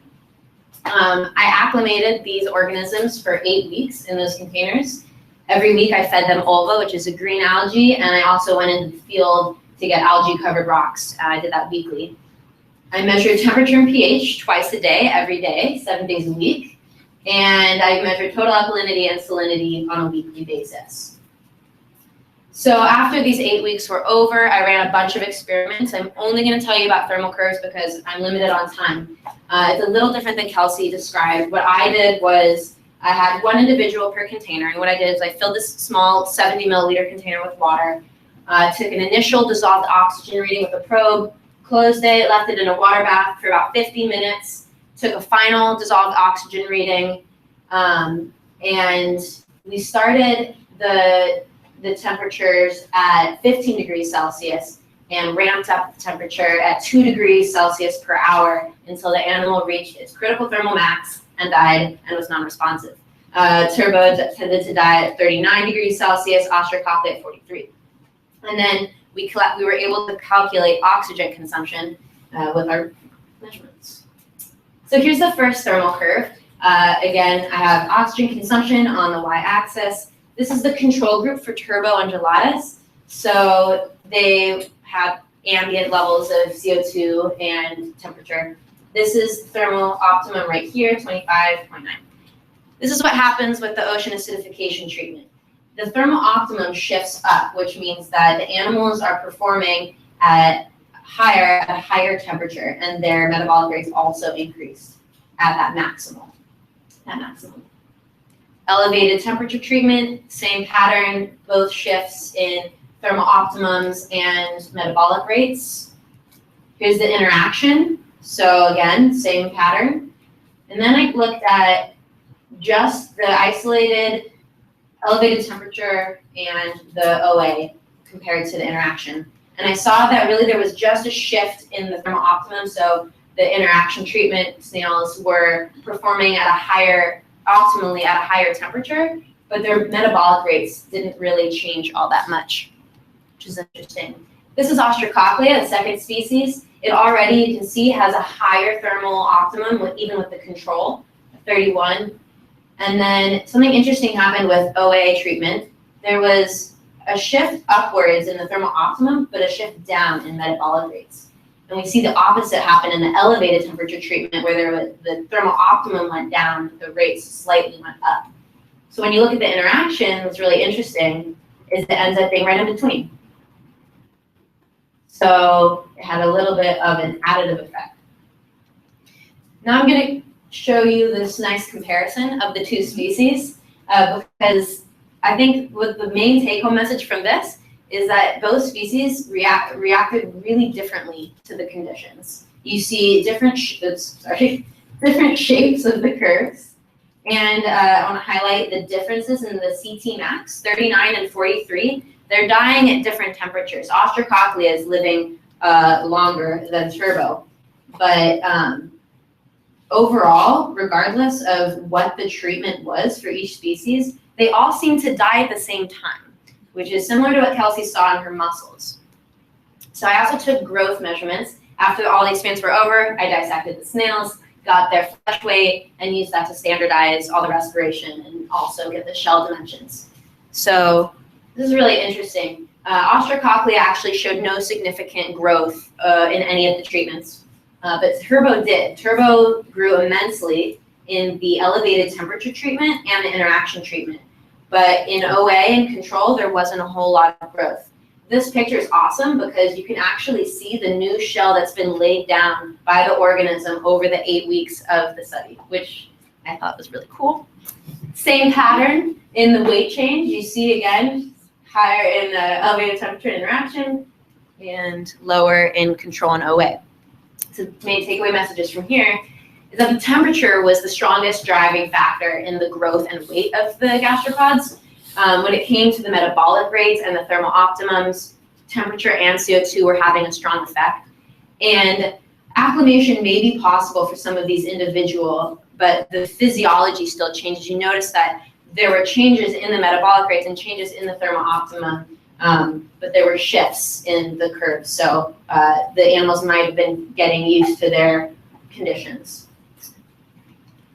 The different species have very different responses.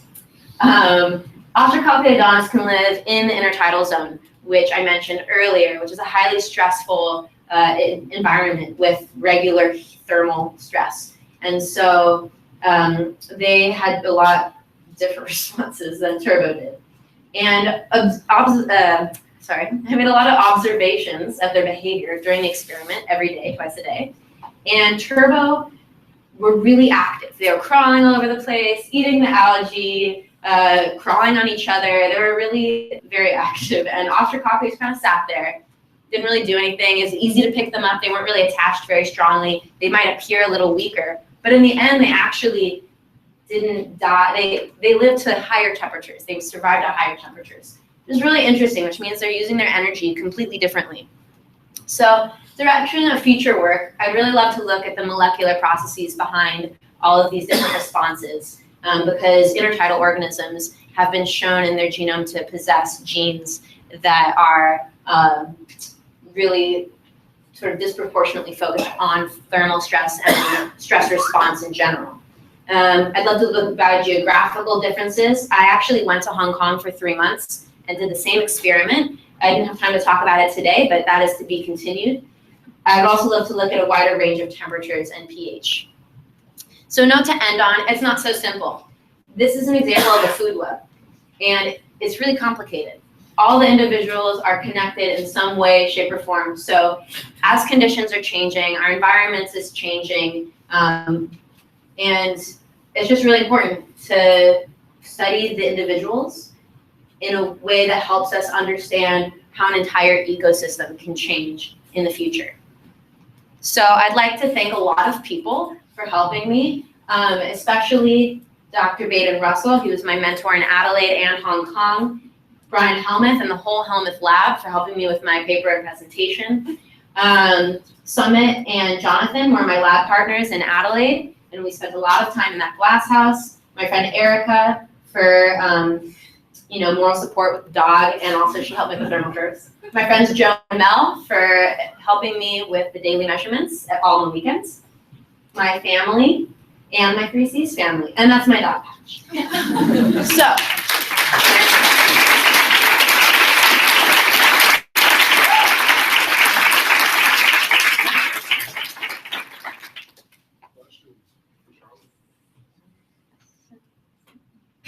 Marguerite, good to see you.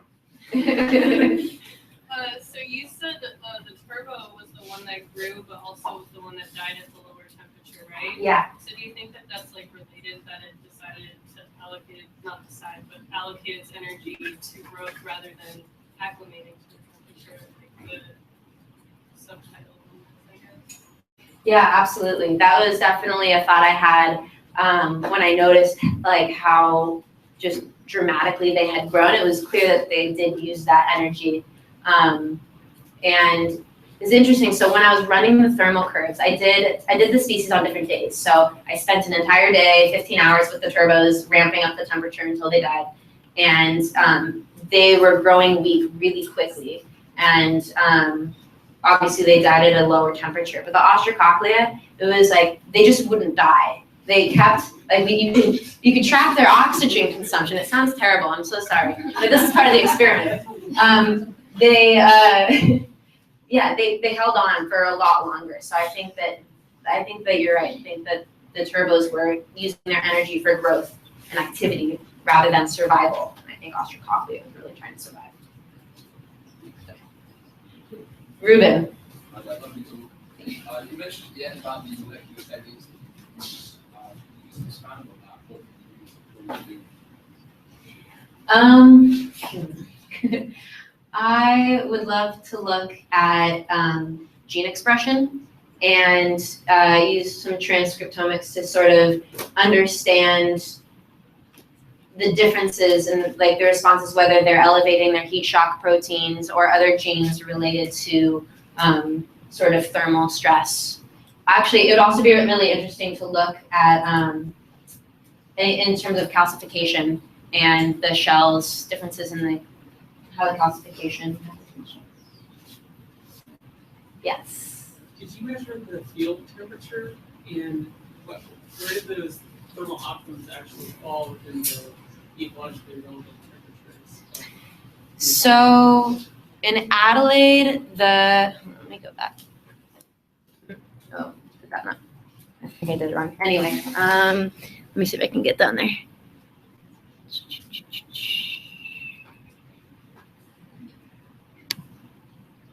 Yeah, so how do I get back to the slide? The thermal optimums, okay, so in Adelaide, the sort of average summer water temperature is like 21 degrees Celsius. And so 31 is obviously really, really high, but I think it's still biologically relevant, especially in the sort of shallow subtidal, low intertidal, because Adelaide gets really, really hot during the summer as well, and they have heat waves, so. One last question. So is the shifts upward and downward in the curve, is the shift upwards considered a positive or a negative in terms of like ecology and their adaptation? Yeah, that's a really interesting question and something that people don't really agree on yet because it depends, right? So if their metabolic rates are increasing, they have higher energetic demands, but as long as they have the resources to meet those energetic demands, then it could be very positive, especially if, with rising temperatures, algae grows faster, is more productive. And so there's sort of a compensatory effect where the snails can eat the algae that's growing, but there's a limit to that. So, it depends on like a mixture of things.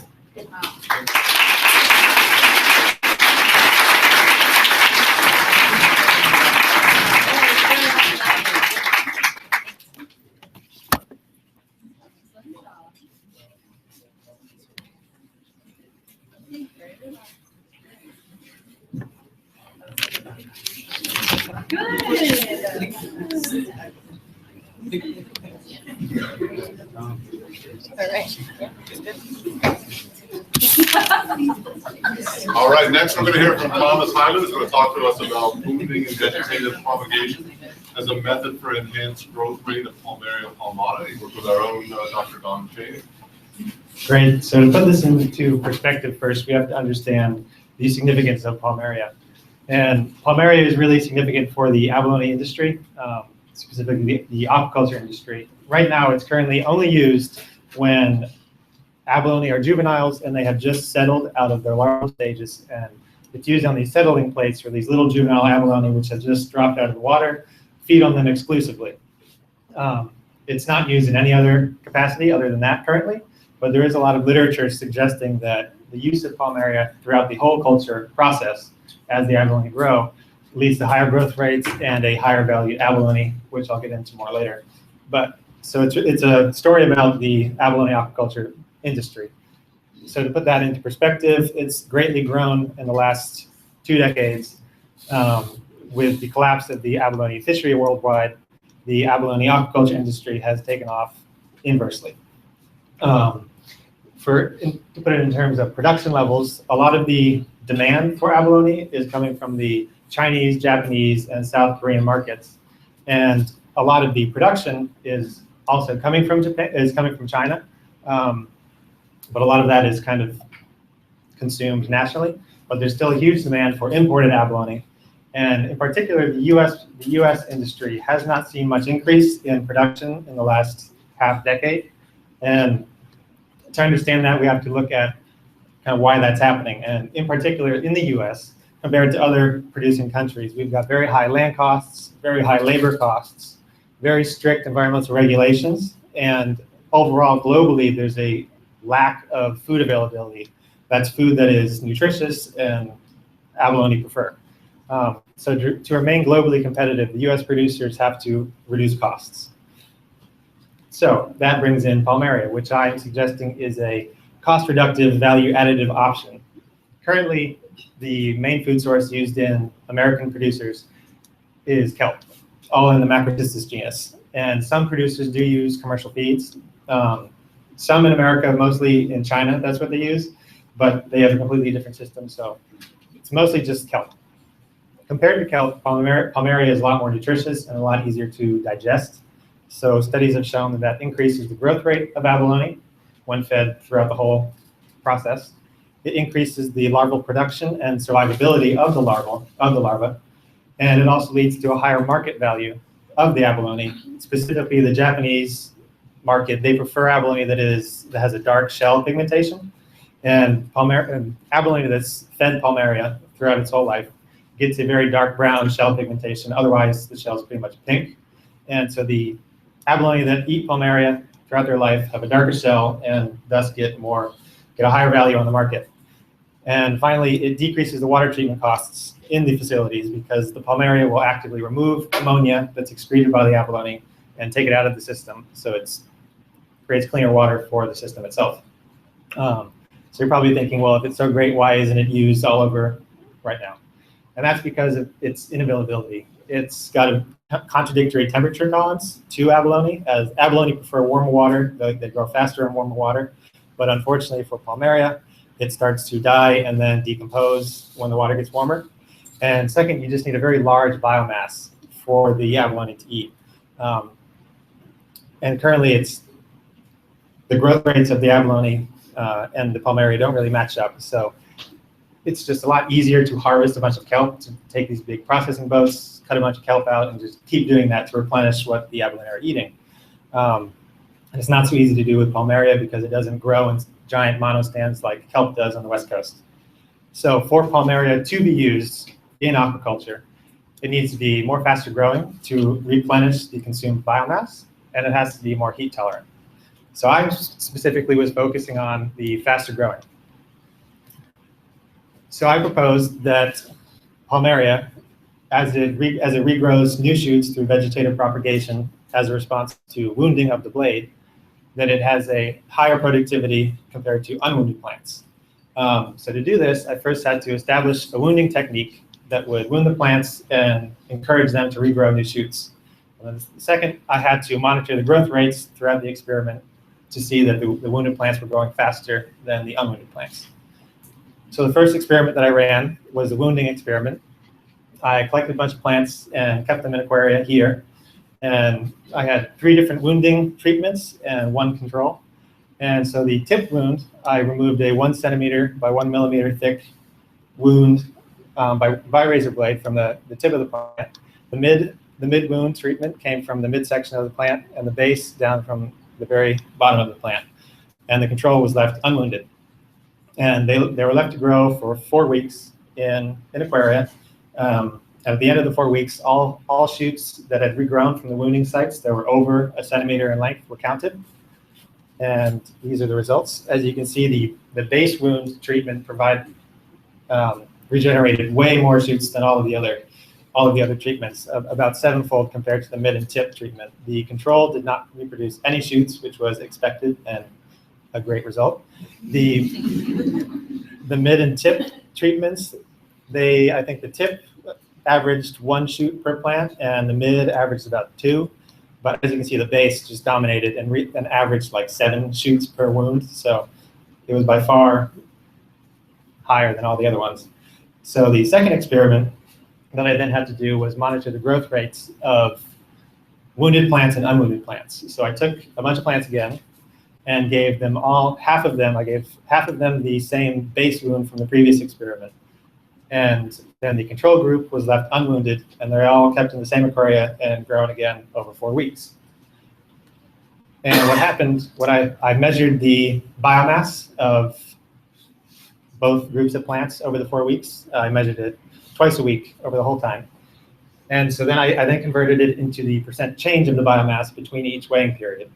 So for example, this starting point, that's how much biomass there was. Obviously the percent change was 0 because that was the first point. And then the next one was the percent change from the first weighing period. So the open circle, that is the wounded treatment, and the closed circle is the unwounded treatment. So, and in the beginning, the unwounded treatment actually grew a little bit faster from the first weighing period, but after that, the wounded treatment just dominated and pretty much doubled the growth rate throughout the whole experiment. At the very end, you see this, how it starts to taper off. I credit that anecdotally from when I was measuring it. I noticed that the water got really warm towards the end of the experiment, and a lot of micrograzers were in the water, and I actually saw them really kind of centered on the wounded plants, kind of around where the new shoots were growing. So I'm thinking they were kind of targeted the wounded plants specifically, and that kind of led to that decrease in growth rate, but it is still quite a bit higher than the unwounded plants.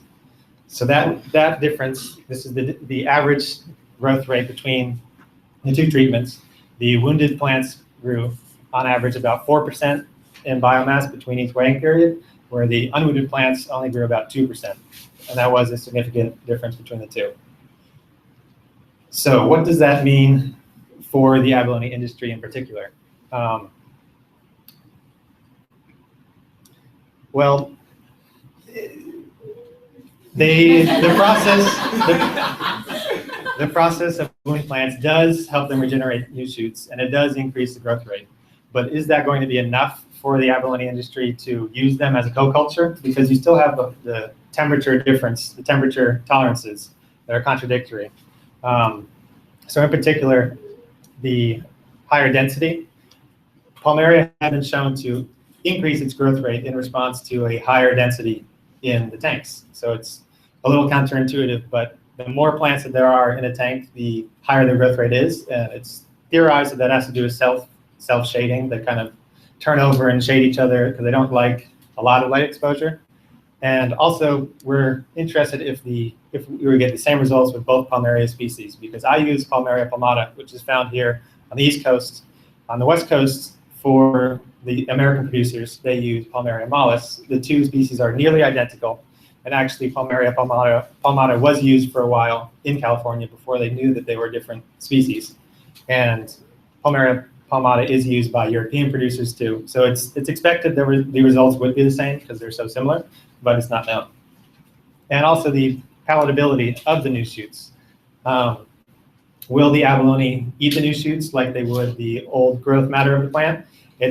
I would expect that they would, because it's going to have less cellulose than the old plant matter, so it would be easier to digest, but that then also might mean that it will be less nutritious than the other plant matter. So that would be something to look into. And so then the final question is, does that make a difference? And I think if you use this as one method that you can apply for a co-culture, and you're doing other things to help increase the growth rate, like fertilization of the Palmaria to help it grow, and then you also use a wounding process to help them regrow new shoots, then I think that all of those kind of will compound together and will give you the biomass that you do need for a successful co-culture. And finally, the wounding technique that I used obviously would be very counterproductive in an aquaculture system, because I manually went in and with a razor blade cut in all of these little wounds, and doing that for thousands of tons of Palmaria would take forever. It would be impossible. So a wounding technique that could be automated and would wound the plants all at the same time would be ideal for a specific application.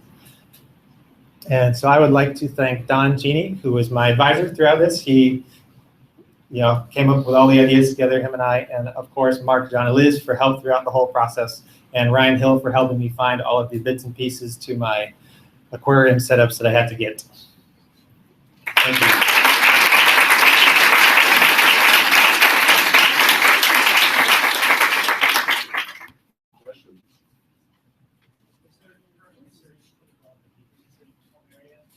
So actually, that was going to be my next step of the research that we were trying to do. The first step here, we were trying to isolate a strain of Palmaria that would be fast growing.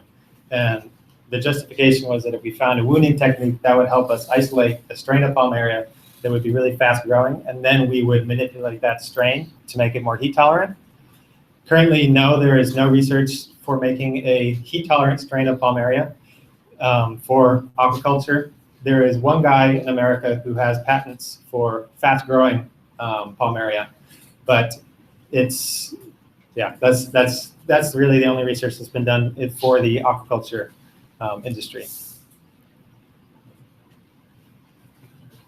the wounding make them less heat tolerant? So it's unfortunate, but my only real answer to that is no, not necessarily compared to the unwounded ones, because they all died equally when exposed to high heat. The unwounded plants didn't survive the heat waves we had, just the same that the wounded plants all died too. So. Did you get any dead areas from the wounding itself that might be attributable to a microbe or are algae just always getting beat up anyway, and they just don't tend to suffer that sort of consequence? Yeah, I would notice from time to time after a wound, there would be little bits of dead areas. You can actually kind of see it on this one right there, that little open spot, and then also up there. I don't know if this had been wounded at the time, but around the wound sites, there would normally be a little bit of an area that would die and start to decay and then would just fall off. And it would be quite a bit smaller than the actual wound size. But I would then also find shoots regrowing from that same spot that died. So there would be dead spots, and the micrograzers that I did find were actually burrowing into the wound sites. And those are the plants that would have the most dead sites, was when I would find actual things burrowing into the plant. All right.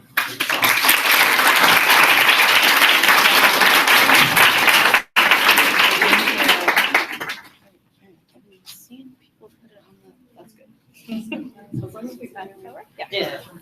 And if they can't, that's all.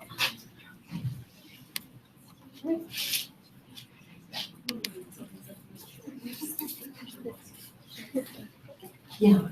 Okay. Here we go. And then it's this one. Okay. Sorry to give you a hard time. Please open.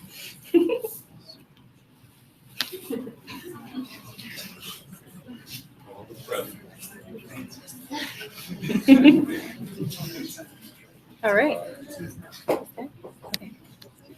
Okay. All right. Our final speaker is Becca Jaffe. She's going to talk to us about to what extent this participation in the lipids program improved positive environmental attitude. She worked with Dr. Mark Patterson and Carol McCauley from here, as well as Ann Wassert from the Pacific Grove Museum of Natural History. Thank you, John. Great. So this presentation will cover my background and methods, findings, and implications. So for the last 6 months, I've been interning with the Lipids program, which is which stands for Long-Term Monitoring Program and Experiential Training for Students. And it's this youth-based citizen science program that spans statewide through the state of California. So there's 3 major hubs where they're serving approximately 5,000 students. There's one in San Francisco for the Greater Fairlands National Marine Sanctuary, one in Pacific Grove where I was for the Monterey Bay National Marine Sanctuary, and one in Santa Barbara for the Channel Islands National Marine Sanctuary. So I focused on the Limpet Sandy Beach monitoring program, where they survey these crabs right here. They're Pacific mole crabs, and they tell you about the ecological health of the system.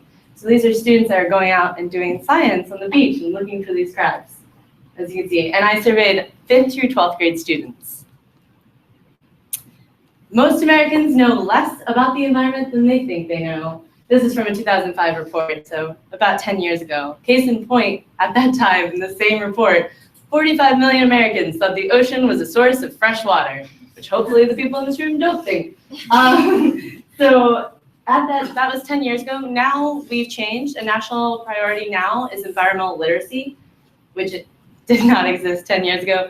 Case in point, we have many of the elements of the new next generation science standards. These are the standards that are going to be for education for all of our students in the nation. And many of the elements have environmental literacy and like strong science focus with them. So 2 tools to increase environmental literacy are STEM education and citizen science. So STEM education stands for science, technology, engineering, and mathematics education. And citizen science has to do with projects in which volunteers partner with scientists to answer real-world questions. So Lipids has both these. Taking a step back, behavior modifications, which is what we want people to act nicely towards the environment, start with attitude modification. So one popular theory is that increasing environmental knowledge or environmental literacy will thereby improve positive environmental attitudes, which will thereby improve environmental behavior.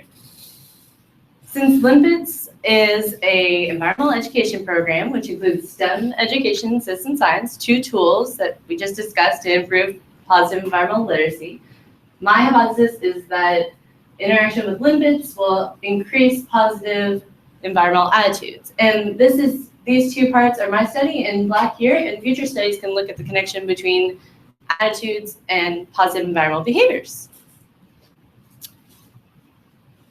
To do this, I developed a survey, a pre and post survey, and it had 2 parts. One were Likert scale questions. So for those of you that don't know, this is a statement like, I am a scientist, and students can either strongly agree to strongly disagree. And it also had free response word association questions. I surveyed 102 students, 5th through 12th grade, both near and far the coast, that participated in our Sandy Beach monitoring program. And then once I had the pre and post surveys, I analyzed them using the Wilcoxon sign rank test. My Likert scale questions, where they could go strongly agree to strongly disagree, there were 3 different types. There were 2 that were scientific knowledge questions, 3 that were identity questions, and 3 that were current and future participation questions. There were 2 word association questions, so I asked students to give me free response concerning their word association with the words ocean and conservation.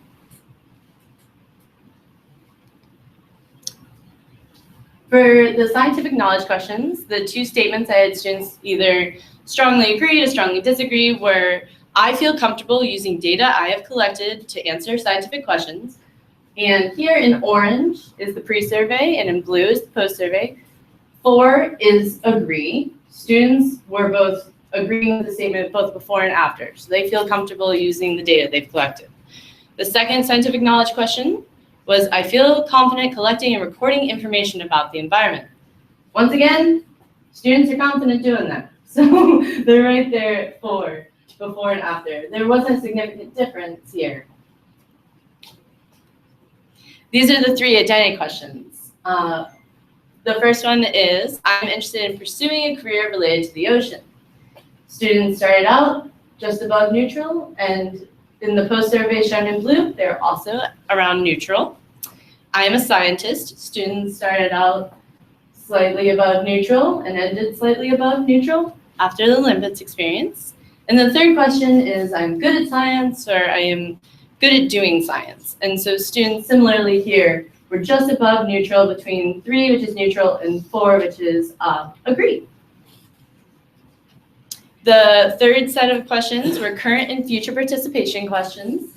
The first statement that they could agree with was, I am interested in volunteering with groups that protect the ocean. So once again, students were very close to agreeing and definitely above neutral. The second was, I think I will, or I would want to participate in more field science data collection activities like Limpets in the future. Once again, 3 is neutral and 4 is agree, so they're just above neutral. And the third showed a significant difference. I am interested in learning more about jobs in science. Students started very close to agree, and after they were still above neutral. No one worried. But there is a significant difference. So these are the words students associate with conservation. As you can imagine, students listed everything, so I put them into categories. For example, animals, if the student wrote down sea otters or sand crabs, I lumped those into the category animals. So here, some words that increased were recycle, save, and maybe like protect. And a lot of students, when they started before Limpets, were really concerned with cleaning the beach. But then I guess once they held the sand crabs, they started thinking about animals more often. So this is the words commonly associated with conservation. These are the words, once again, categorized for ocean. Okay, so here the most common words were water, sand, and animals. So students are going out to the sandy beach to collect mole crabs. So this is not very surprising, but you know. So there was decreased interest in jobs in science. So why would this happen? So there's 2 hypotheses. One, they really didn't enjoy their time out with Limpets, with the environmental education program. They decided this was what like every other scientific job was like, and they didn't want any part in it. Or Limpets in no part of the curriculum talks about jobs in science. That's not our focus. We focus on youth-based citizen science, and a lot of the students, as you can see in the first graph, already think they are scientists. They already identify themselves with science. So based on observations in the field, I can pretty confidently rule out the first hypothesis. Students had positive responses to their limpets experience. They were excited, just like this student, to find recruits of sand crabs. They were yelling out to each other. And teachers react positively to this experience and bring their students in and enjoy the fact that they're engaging in real world science. There are a few limitations. I worked with humans. They're a little bit harder to gather. So there were some geographic and time limitations of the students I could work with.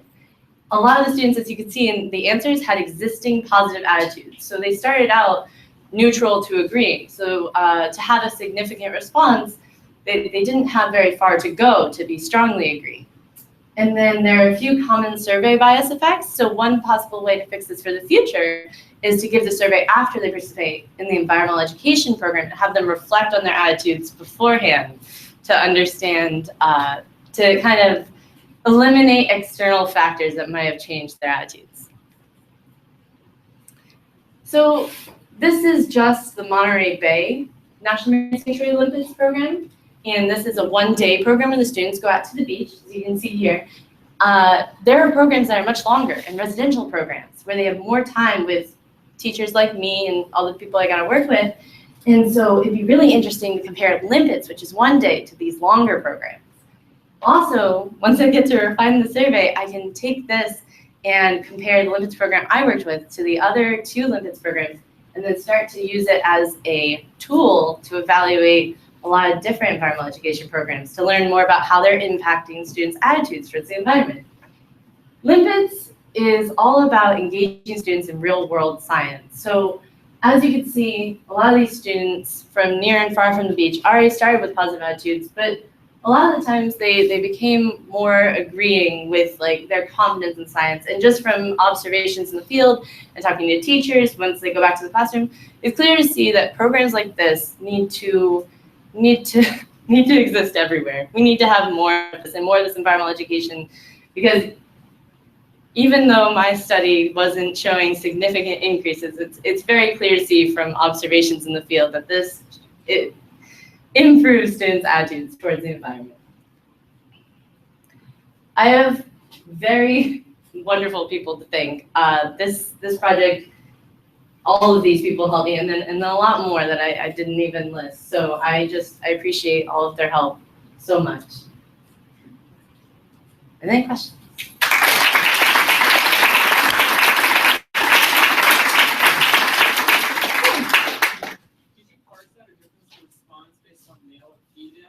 That's a great question. Age, so like a 5th grader versus a 12th grader, their interest or response is different based on their maturity level? Yeah, okay, so that's a great question. I did. My respondents, I grouped them by like 5th and 6th grade, because that's a different maturity level than my high school students, 9th through 12. And I didn't find any significant differences there. And I didn't do male or female because a majority of the students actually were female.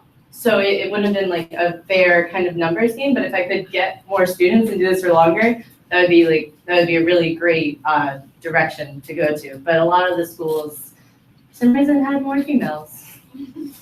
Yeah.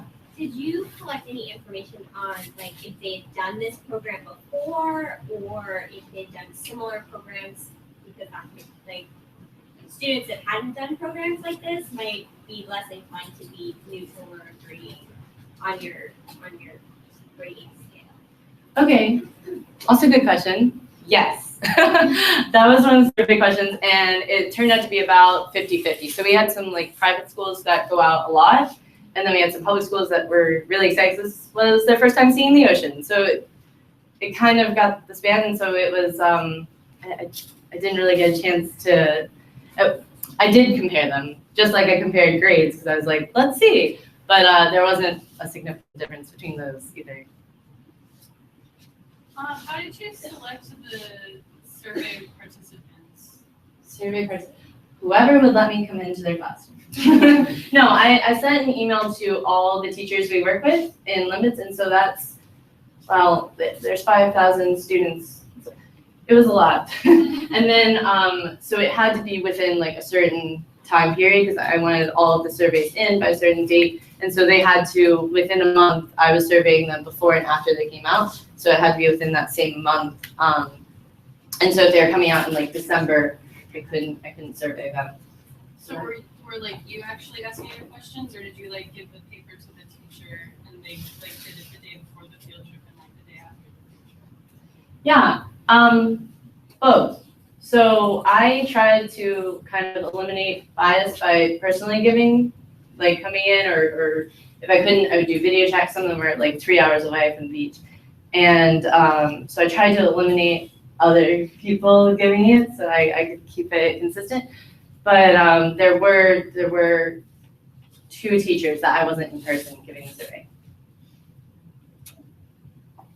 I know sometimes with stuff like this, especially like younger kids, did you look at how like maybe the weather or like when they found more crowds or something like that? Like, did you say it was a bad day out even though we went out? Maybe that's why they don't enjoy it compared to the people that like a great day. Yeah, that's actually a really great point. And that's why in the future what I would do is take the survey after and have them reflect, because this is a really common, anybody that gives surveys out can tell you this is a really common thing. Like, we didn't catch any sand crabs, so I hate science now. But like, that's not real. They're just having a bad day.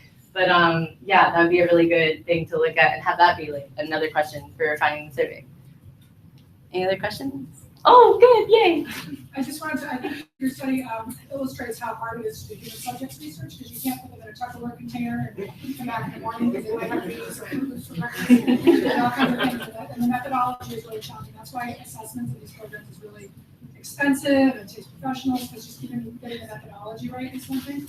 So that's congratulations on everybody sort of stumbles through that first, like, oh my gosh, there's all these things I can't control for.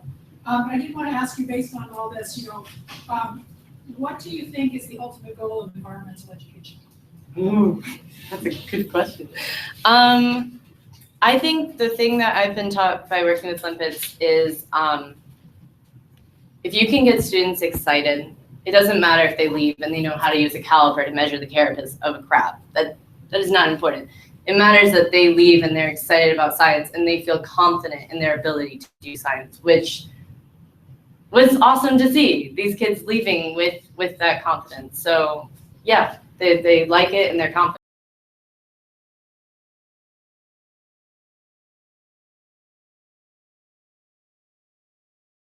They use, or they've been shifting their methods in a way that Carol alluded to through the years that the program's been running. Okay, so Limpets is funded by lots of different organizations and people. One is NOAA through the BWET grant, and then what was the second part of your question? How are they evaluating? Do they have built in with the funding mechanism? Do they do their own self-assessment at certain intervals, and have they evolved that through time? Yes and yes. They tend to use SurveyMonkey and they tend to survey teachers, and that's a little bit easier because now now Limpets has adjusted their curriculum to fit next generation science standards. And so to do that and make sure, this is difficult for teachers, this is a lot for them to take on. And so to make that even an easier transition, Limpet's been surveying teachers saying, how can we better serve you? And then students, they have this tracking that the survey results aren't out yet, but they track students through high school and if they decided in college to choose science careers. And so they have, they've done some evaluations like that. Right. Okay, good.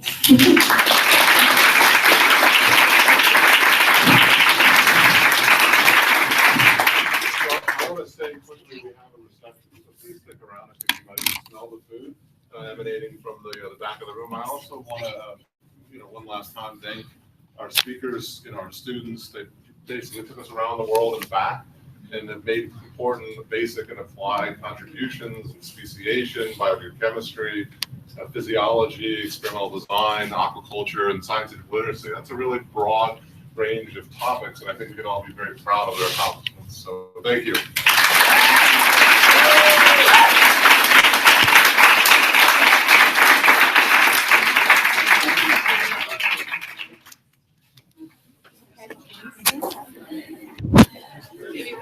Deep breath. Great.